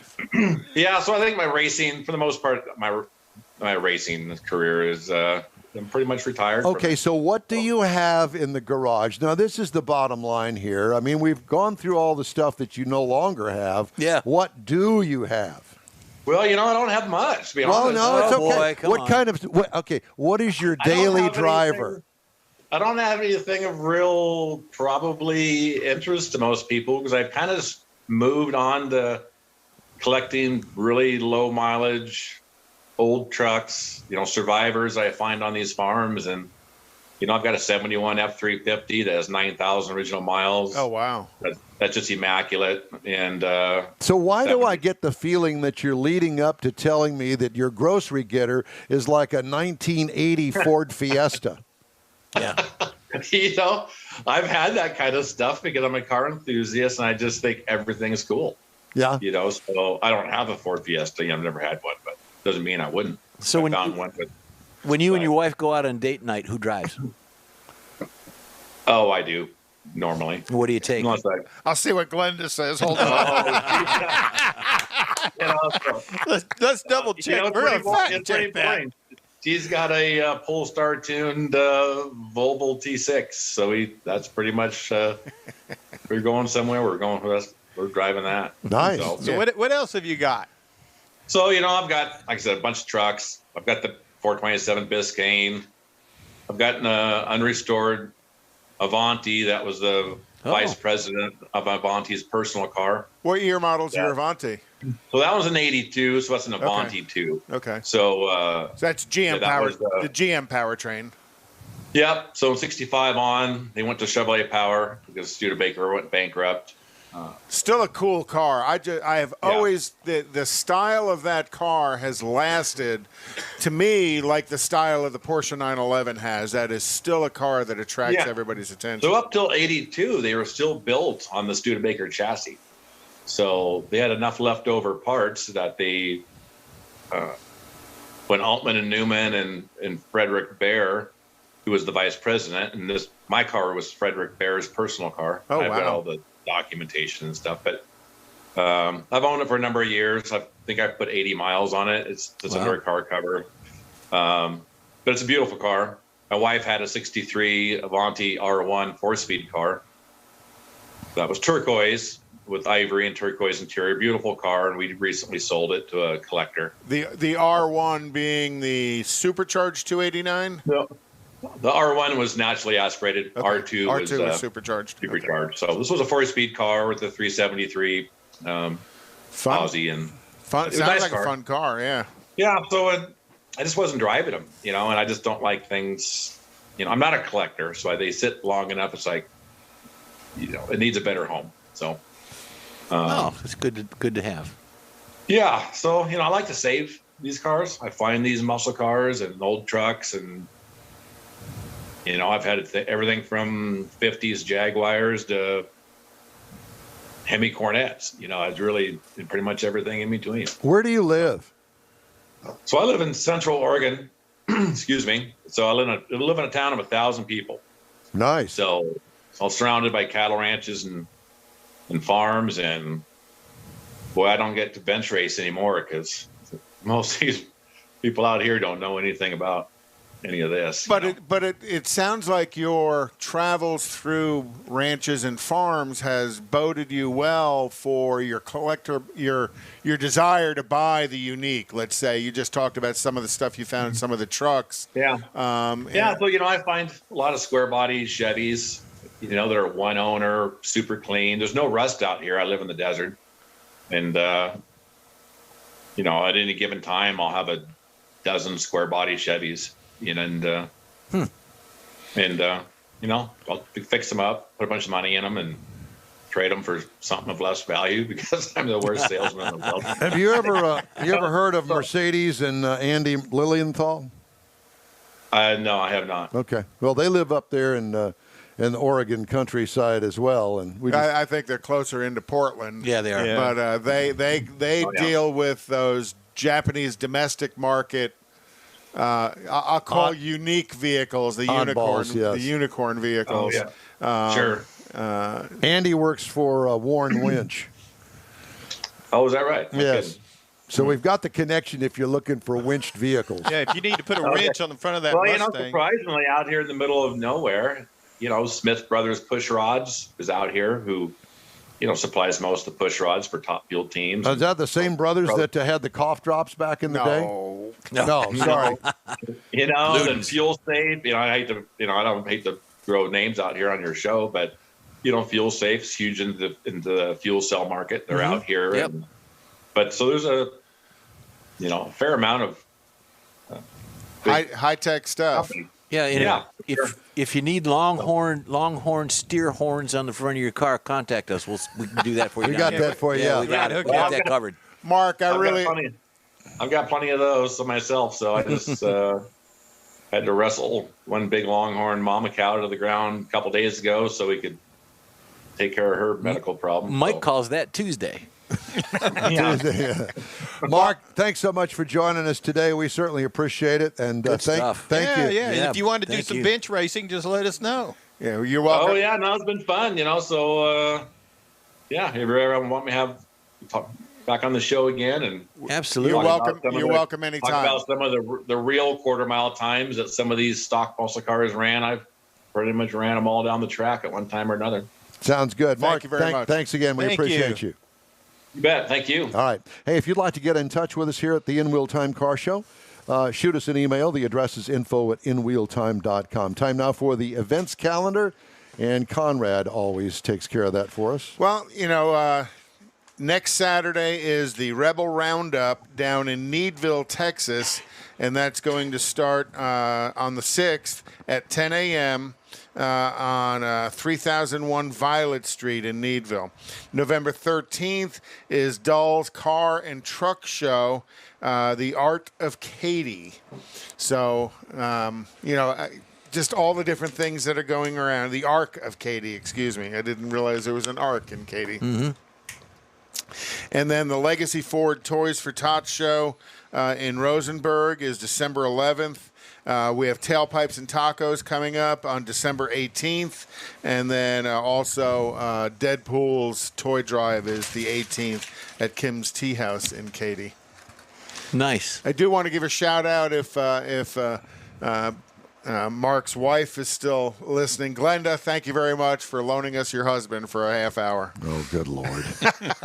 Okay, fine. All right, time now for this hour's car review. Mr. Mars has another segment of his banned race car series. Yes. So it was really interesting to find out, and it was Conrad's idea, actually, to talk about these race cars, particularly F1 cars, is where it really happened, that had more than 4 tires. And they typically, it started out as 4 tires on the front of the car. Now, this was done to give them more traction, give them more steering traction. Created some problems. First, they had to figure out how to get the tires, get 4 tires in there. And it was all part of the aerodynamics, because if you look at this picture here, because this is the only car with more than 4 wheels that ran and won a race. So if you look at the front of it, the way the air flows up, the tires, they had to get Goodyear to make these special 10-inch tires. so that it would calm and so it would allow the airflow to come across the top of the body, and it was all about reducing the drag, much like we've been talking about a lot of times. They're doing under-the-body work to create airflow and vacuum and pull it all down. Well, that's basically what they were trying to do here, how to get better airflow, get more traction, and this is one of the solutions they came up with. The drivers didn't like it. It was hard to drive, didn't really care for it. So there was a couple of teams that experimented with that. So the idea, again, increase the grip, reduce the airflow. Now, the second thing they ever came up with was to put dual tires on the back of it. So you end up with the 4 tires on the back of the car. Same basic concept was because the drivers didn't like it up on the front, so we're going to try it on the back to and here you can this one actually had 8. Somebody went that far with it. Oh, my God. So they went to the 4 on the back, and a couple of the advantages for that was that the body panels could be increased to come all the way down over the car, over the tires, so that you created this extra airflow and, again, more down pressure. I think the next one will show the one in the rear. Those don't look real. I mean, they look like little looks toys. like a Photoshop. Yeah, it looks like toys. But like okay, here. that one. So this one's got the same size. A couple of them had the smaller tires again on the back. But what they did here, the body panels could actually be back and flow over it to create the airflow. The other thing they figured out was that with the dual tire setup on each side of the back, the front tire could be treaded or how they would normally run it for rain. But the back tire could still be a slick for more grip because the front tire would clear the water off of it enough that that slick tire could grip. How'd that work out? Is there any? And it actually worked out quite well. It was well enough that this is where they finally drew the line and said, can't do that anymore. This is also part of the all-wheel drive. That was another feature that they put in whenever they put this in. But so they went to this. It worked so well that the governing body of F1 at the time said, nope, we're not doing this anymore. First, they did away with the all-wheel drive. And then when this came in and it did so well in the practice sessions, they said, nope, no more. You can only have 4 wheels, and you cannot have all-wheel drive on it. I wonder if they had that's what got these banned. The rain tires on the back as well as the treaded tires on the back. I mean, a mix and match for the back. Probably could have. Yeah, that would have been neat. Could have. Yeah. So it created quite a few advantages along with aerodynamics and stuff that. And that wasn't cheating No. at the time. It was legal, but they ended up banning it. So you think about how much money somebody spent to design that car, and then F1 goes, Yeah, there was 3 teams that actually did it, and the first one that we showed in the pictures was the only one to actually race and win. The Terrell. The only race it was in. The rest of them, they were never allowed to actually race. Well, they also have I think they've stopped it, but Bridgestone was a sponsor of the Delta Wing car. right. That was a neat. And that concept. was 2 tires real close together up front. Right. And then a normal, and that was an IMSA car. IMSA, that's Yeah. right. But they said that was hard to drive as well. I would imagine that was very hard to drive, like a tricycle. Yep. Gosh. Just leave it alone. Some things, just leave it alone. No, you have to advance technology. Go to drag racing. You look at the advancement of technology. Originally drag racing, they were tall, hard tires, and they'd smoke them the whole quarter mile, and then they went to the softer tires, and then the difference in how much distortion in the tire, and then the aerodynamics. Kenny Bernstein introduced some of that big aerodynamics on funny cars back in the late 70s, early 80s, and then all the big tall wings on the nitro cars. All of those advancements. Garlett's had a big part of it. I always wondered why his Rad under glass vertical stabilizer rear wing never really David took off. Paris tried that too. It didn't take And then off. Joe Amato had the body styling, the body fairings on the side of through the the top years. fuel. Yeah. All right, the In Wheel Time Car Show streams on Facebook, YouTube, Twitch, and InWheelTime.com. Podcasts are available from your favorite podcast provider. The In Wheel Time Car Talk Show continues right after this quick break. Let me tell you about a locally owned and operated group of dealerships called Bayway. Bayway owner Daryl Wisniewski is born and raised right here, and he knows Houstonians better than anyone. Daryl's been in the Houston car business since high school. Houston experience that you just can't get at other dealerships. Once you step into a Bayway dealership, you'll want to become part of the Bayway family too. Feel good that you're part of Houstonian-owned Bayway Chrysler Dodge Jeep Ram.com, BaywayChevrolet.com, and BaywayLincoln.com. Remember the name, Bayway. Tailpipes and Tacos, Houston's premier monthly cruise-in, will return Saturday, December 18th to the Loopy Tortilla Tex-Mex in Katy. Tailpipes and Tacos wants to thank all of the participants and fans who've enjoyed the collector cars, hot rods, customs, originals, and resto mods, and everything in between. We'll be taking a break for Thanksgiving and Autorama, but we'll be back for a great Christmas cruise-in on December 18th, so make plans now. You know that Tailpipes and Tacos is the Houston area's coolest cruise-in, a place you'll see friends, family, and the finest cruise-in cars in the Houston area. It all happens at the Loopy Tortilla Tex-Mex in Katy on the Grand Parkway at Kingsland Boulevard, just south of I-10. Get your ride ready for a very special Christmas cruise-in, Loopy style. It's Tailpipes and Tacos, Saturday, December 18th. The In Wheel Time Car Talk Show will be there too. Let's celebrate the Christmas season together at the next Tailpipes and Tacos on December 18th. We'll see you then, weather permitting. Gulf Coast Auto Shield has moved to a more convenient location. Now you can visit John Gray and his staff of dedicated professionals at their new shop on the South Sam Houston Parkway between Belford and Airport in Southwest Houston. Gulf Coast Auto Shield is the best at paint correction and ceramic coatings. Clear bras and custom wraps are specialties that only Gulf Coast Auto Shield installs with award-winning accuracy, and all their services come with a warranty. Lamborghini, Aston Martin, Porsche, and Ferrari owners depend on Gulf Coast Auto Shield for their specialty services, and you should too. The In-Wheel Time Corvette and Cutlass have both been massaged by Gulf Coast Auto Shield, so isn't it time your vehicle visit their new shop in Southwest Houston? Call John Gray today at 832-930-5655 or visit online at gcautoshield.com. That's gcautoshield.com. Paint, coatings, wraps, and more at gcautoshield.com. It's the In-Wheel Time Car Talk Show, your weekly go-to all things automotive place today. And just ahead, we talk to Carolina Serratos with Professional Auto Care, getting your family driver ready for the holiday road trips. They're right around the corner. Later, we'll have the events calendar and the stories making automotive news headlines this week. Howdy along with Mike out of this world, Mars, King Conrad DeLong, His Highness. We need more Jeff. Zekin. I'm Don Armstrong. Glad you could. Donnie Boone. Donnie Boone was a man. Glad you could join us today. It is a Halloween weekend here on the show, and as you can tell, we've kind of got the mood lighting going on. Thanks to Kathy Zekin to put us in the mood this morning. With got us breakfast. It was awesome. I know it was. Jeff's got hair for today. I got hair for today. Yeah. That's right. Now Conrad calls him what is your name? Guy Fieri. It's not Guy Fieri. It's Fieri. I just kind thought of like I was fairy. How much Italian do you know? I don't, but I know how to spell. And there's no T in it. That's why it's not. That's why it's Italian. Okay. Well, whatever the case may be. Thank you for your insight.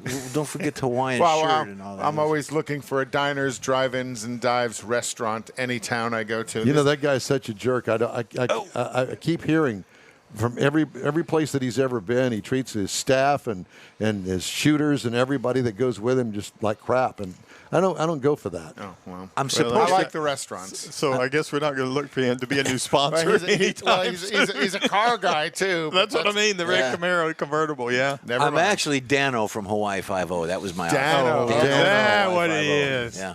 Book him. Joining us now. You book him, and Mars won't get him on. But Mars did get Carolina on. Yes. She's sitting here going, why did I agree to do that? I got Carolina Serratos with Professional Auto Care. Never mind all these clowns that I'm here with this morning. It's good to see you. Hi, how are you? Good morning. How are y'all doing? Well, we're doing fine. It's good to see you as always. And, you know, it's that time of the year that we start thinking about planning holiday trips. As a matter of fact, my Katie was trying to book a reservation on Southwest Airlines for Thanksgiving, and she couldn't get a reservation. She could, but it was already at $300. And so you can imagine a panic on her. I said, well, I'll see you at Christmas. That's what you get for waiting so long. Go ahead and book Christmas now, though. Christmas is going to sell out, too. Well, and the point being is that, a lot of people still are driving. I think more people now than ever are driving to Christmas or Thanksgiving holiday, and I think it's really important that we get our car ready to go. And I know that you have a list of things that if I bring my car in to you that you can go over with us today here on the show. Yes, absolutely. So it's so important to get your car looked over before hitting the road, especially maybe you started driving again, but you're doing city driving. You're going to go on a long road trip. Has your car been sitting? How do your tires look? Do you see cracks along the sidewall? How old are your tires? That's really important. Often gets overlooked. Checking the spare tire. A lot of people don't think about the importance of checking the spare until it's too late and you're on the side of the road.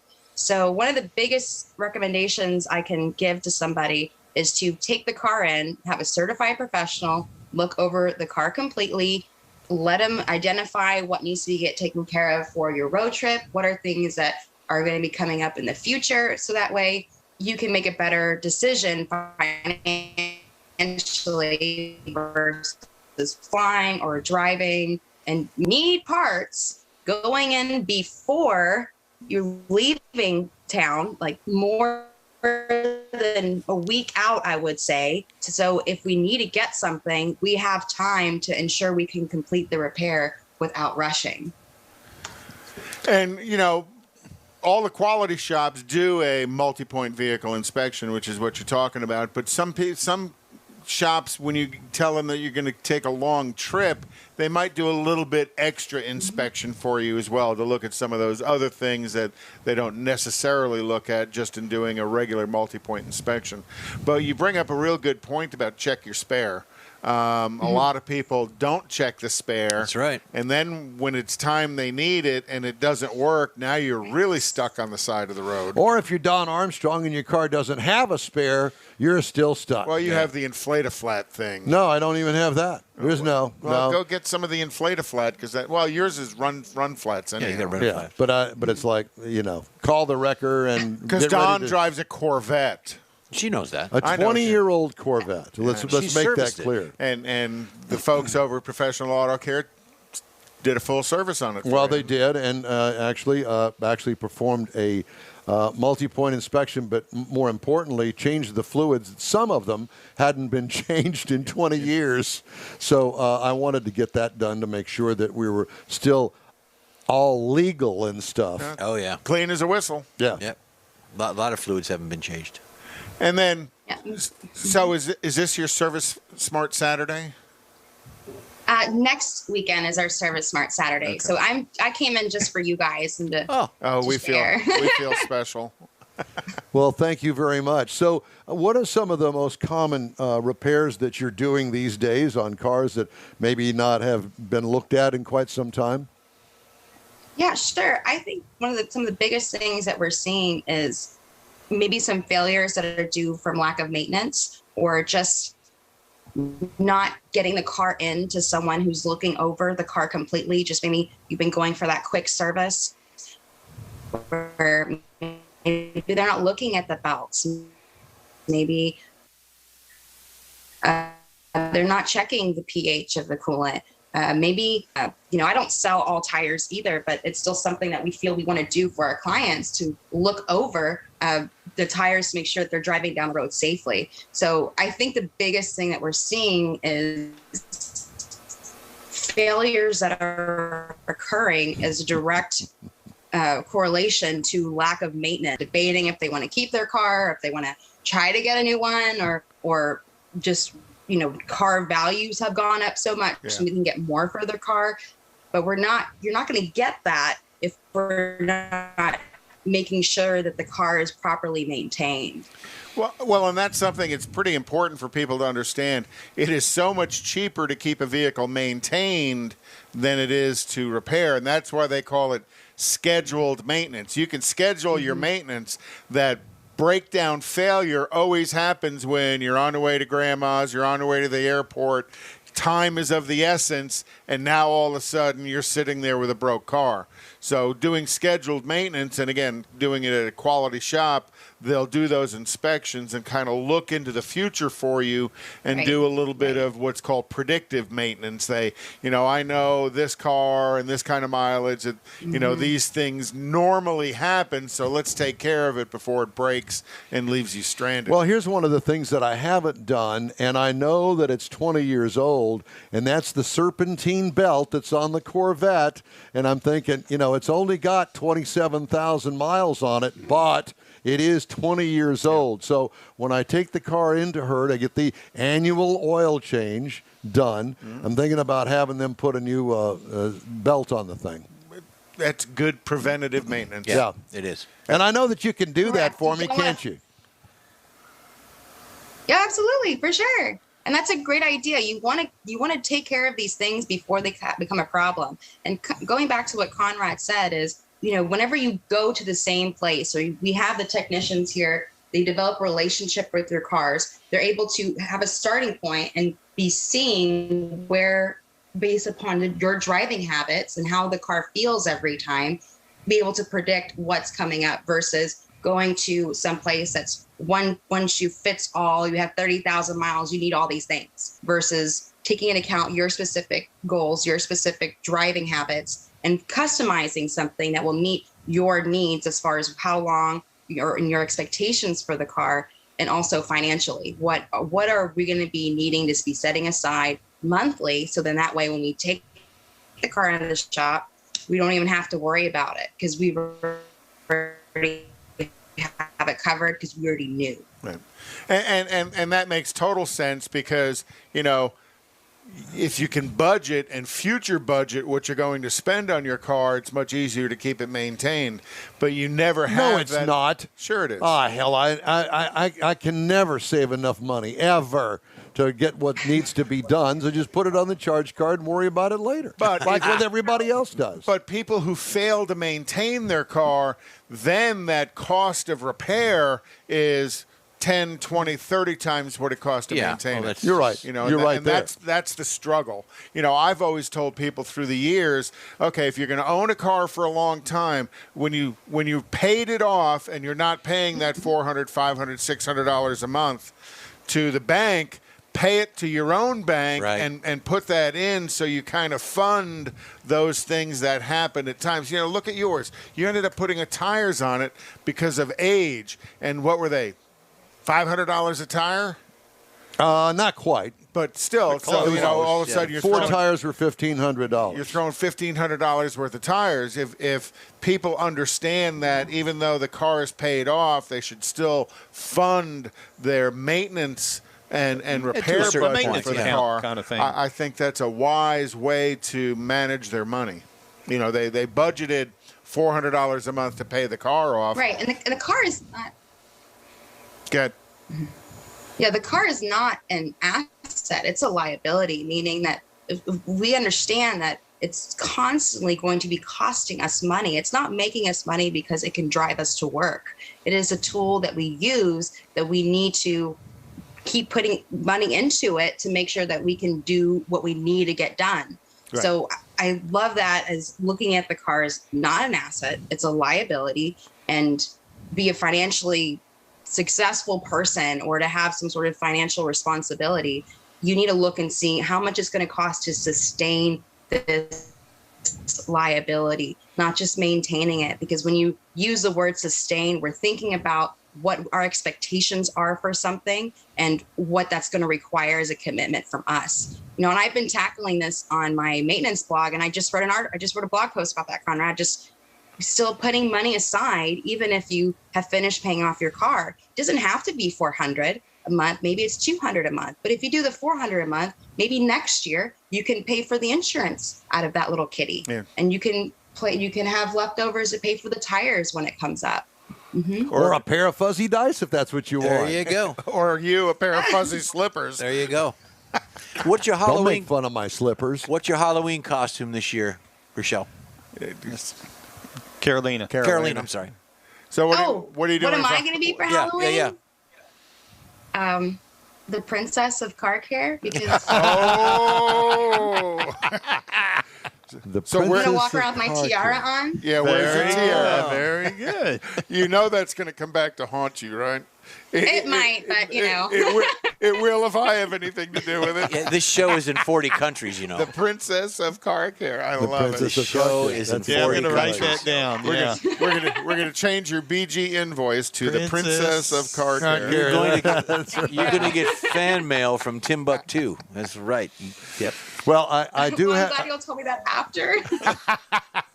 Well, I do have to get the car in there for my annual inspection sticker. Oh yeah. And then I have to get the oil changed, which I let her do that. Yep.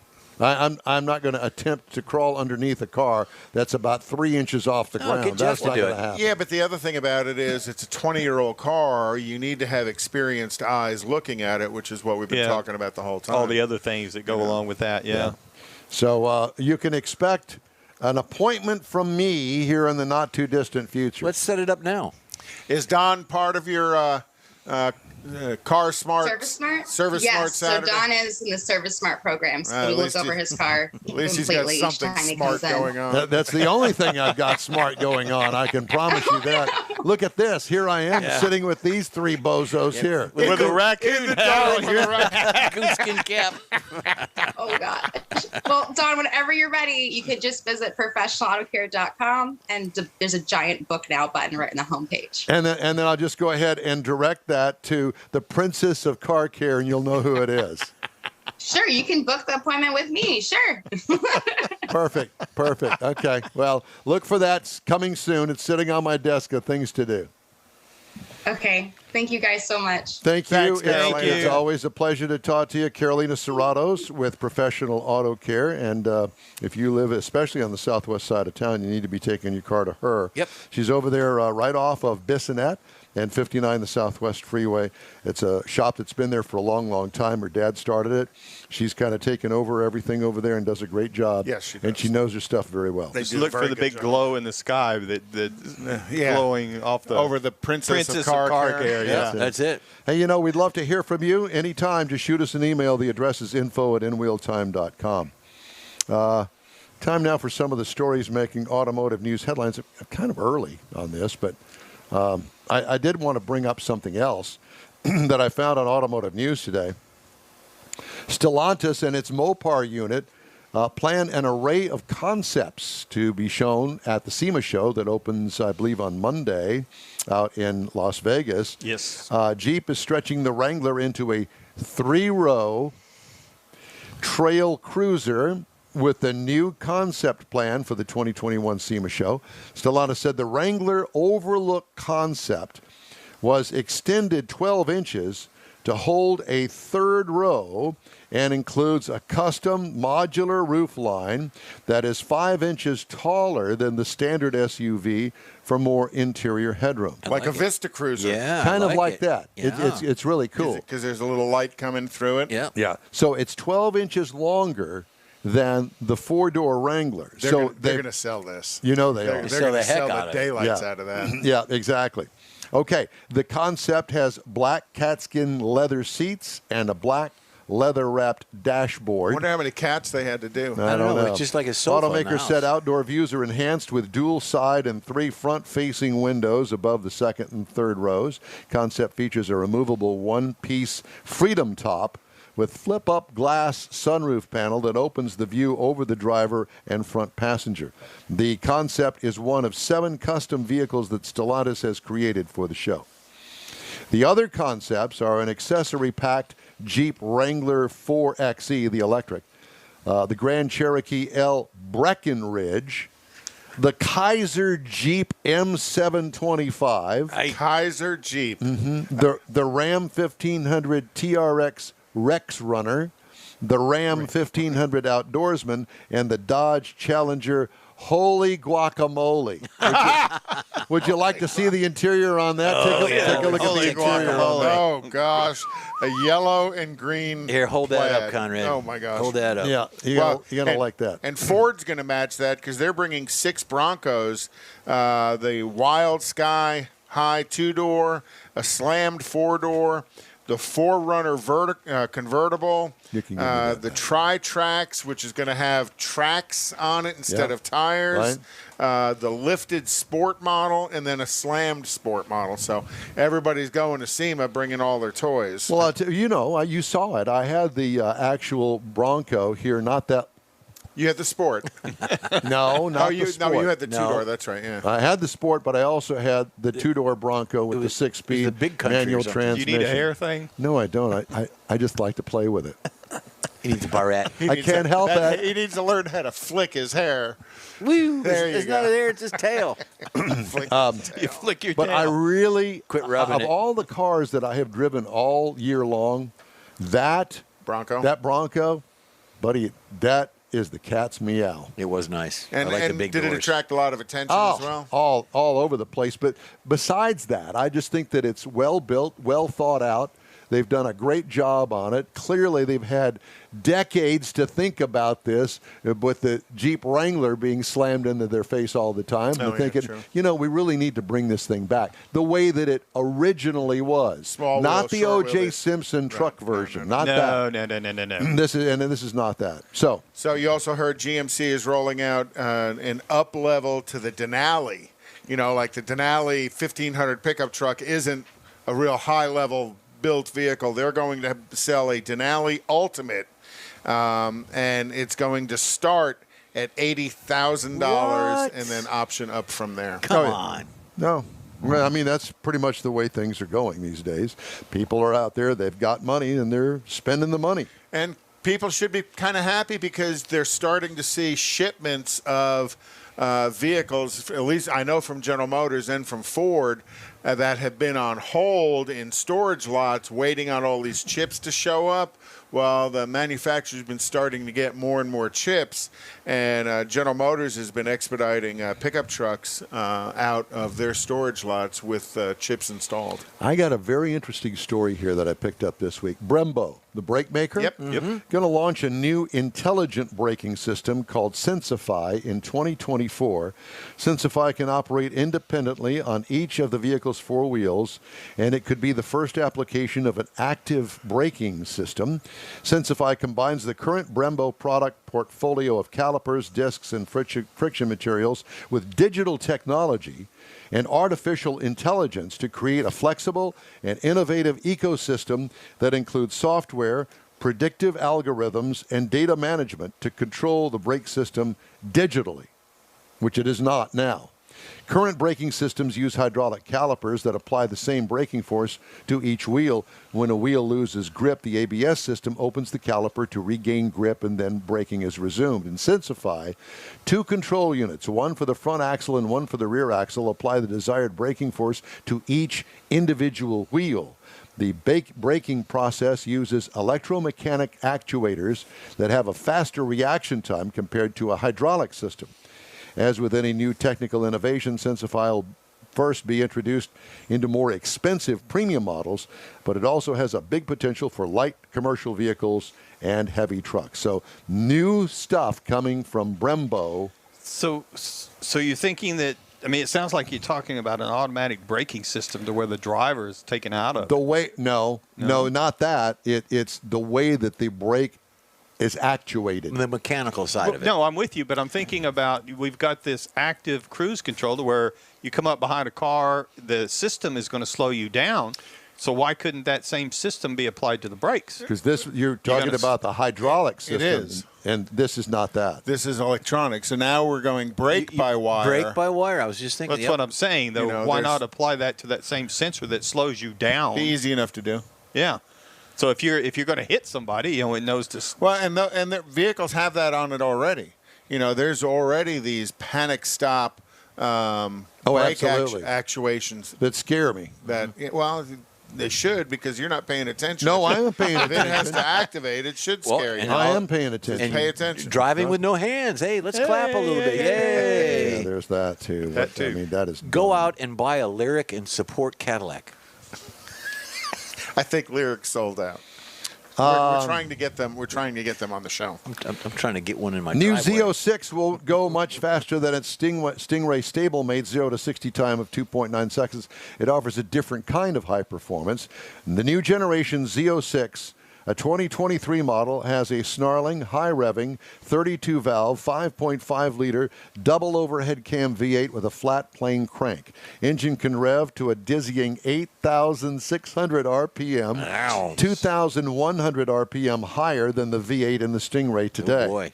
Each Z06 engine is hand-built in a special facility, get this, adjacent to the Corvette assembly plant by one person who signs the engine before installation. Now, that's what I'm talking Well, they about. did that before. I mean, didn't... No, they sent that thing over to Mercury Marine. Mercury Marine, and they signed it. They signed it, but it was more than one person that built it. Right.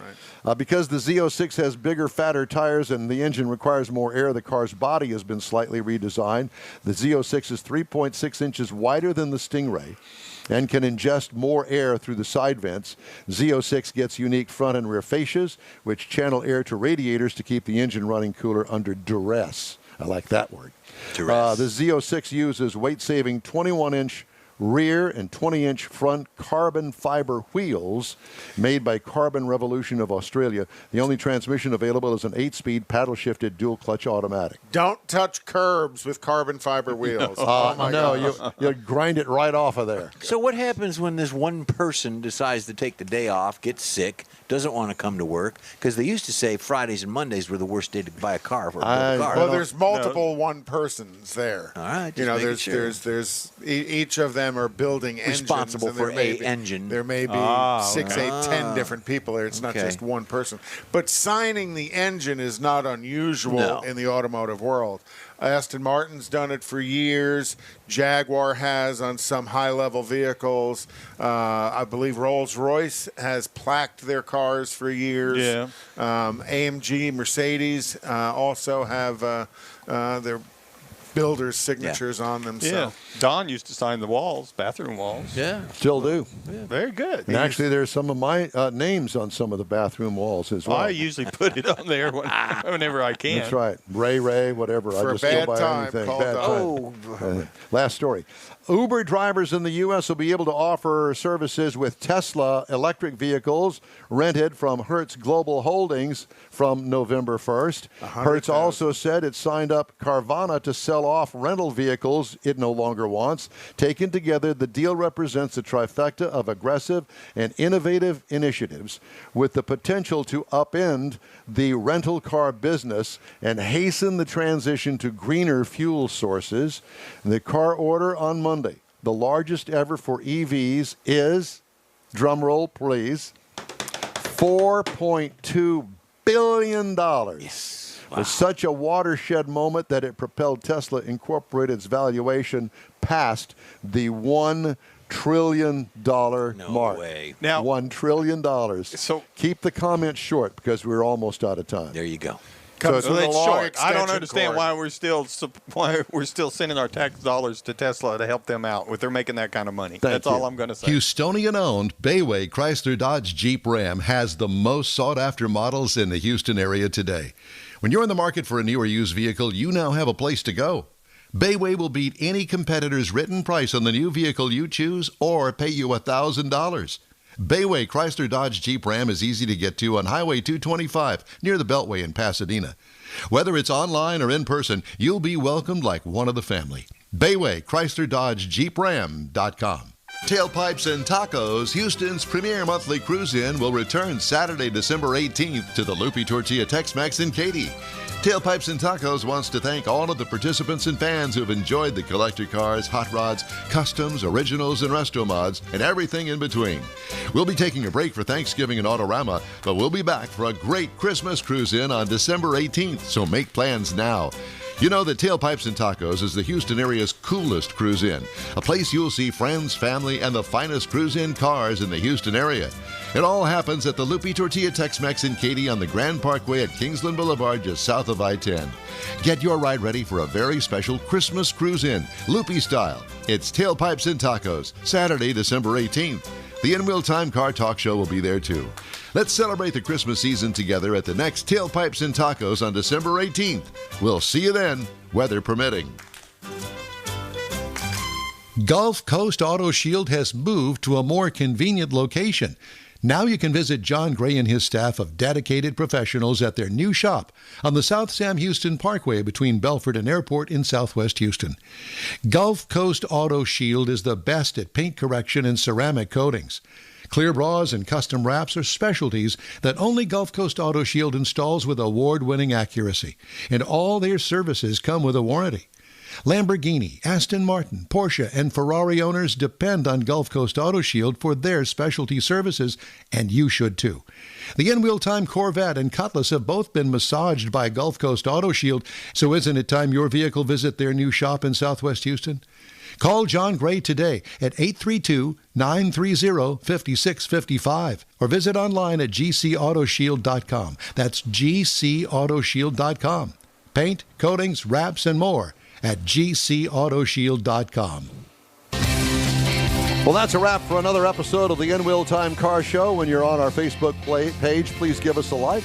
Tell your friends about us and share our junk if you would, please. You'll get Conrad's Unicorn Hunting features, along with all things automotive. There'll be some fun stuff there, too, and along with upcoming events all week long. The In-Wheel Time Car Show streams live on Facebook, YouTube, Twitch, and on InWheelTime.com every Saturday, 8 to 11 Central. Podcasts are available from your favorite podcast outlet 7 days a week. Special thanks to all of our guests today. The In-Wheel Time Chief Engineer is the famous David Ainsley. Our marketing manager and video technical director is We Need More Jeff Zekin. For booking agent and podcast programmer, Mike Out of This World Mars, his royalty King Conrad DeLong. I'm Don Armstrong. Today's show is produced by scary voice man Vincent Price, and in memory of the nights at Tubby's Drive-In, home of the big one. Yep. Breakfast and Halloween set design by Kathy Zekin. Thank you. Yay! Be sure to join us again next week for another fun time in car talk on the In-Wheel Time Car Show right here. Have a great weekend and great week. Stay safe and watch out for those trick-or-treaters tomorrow night.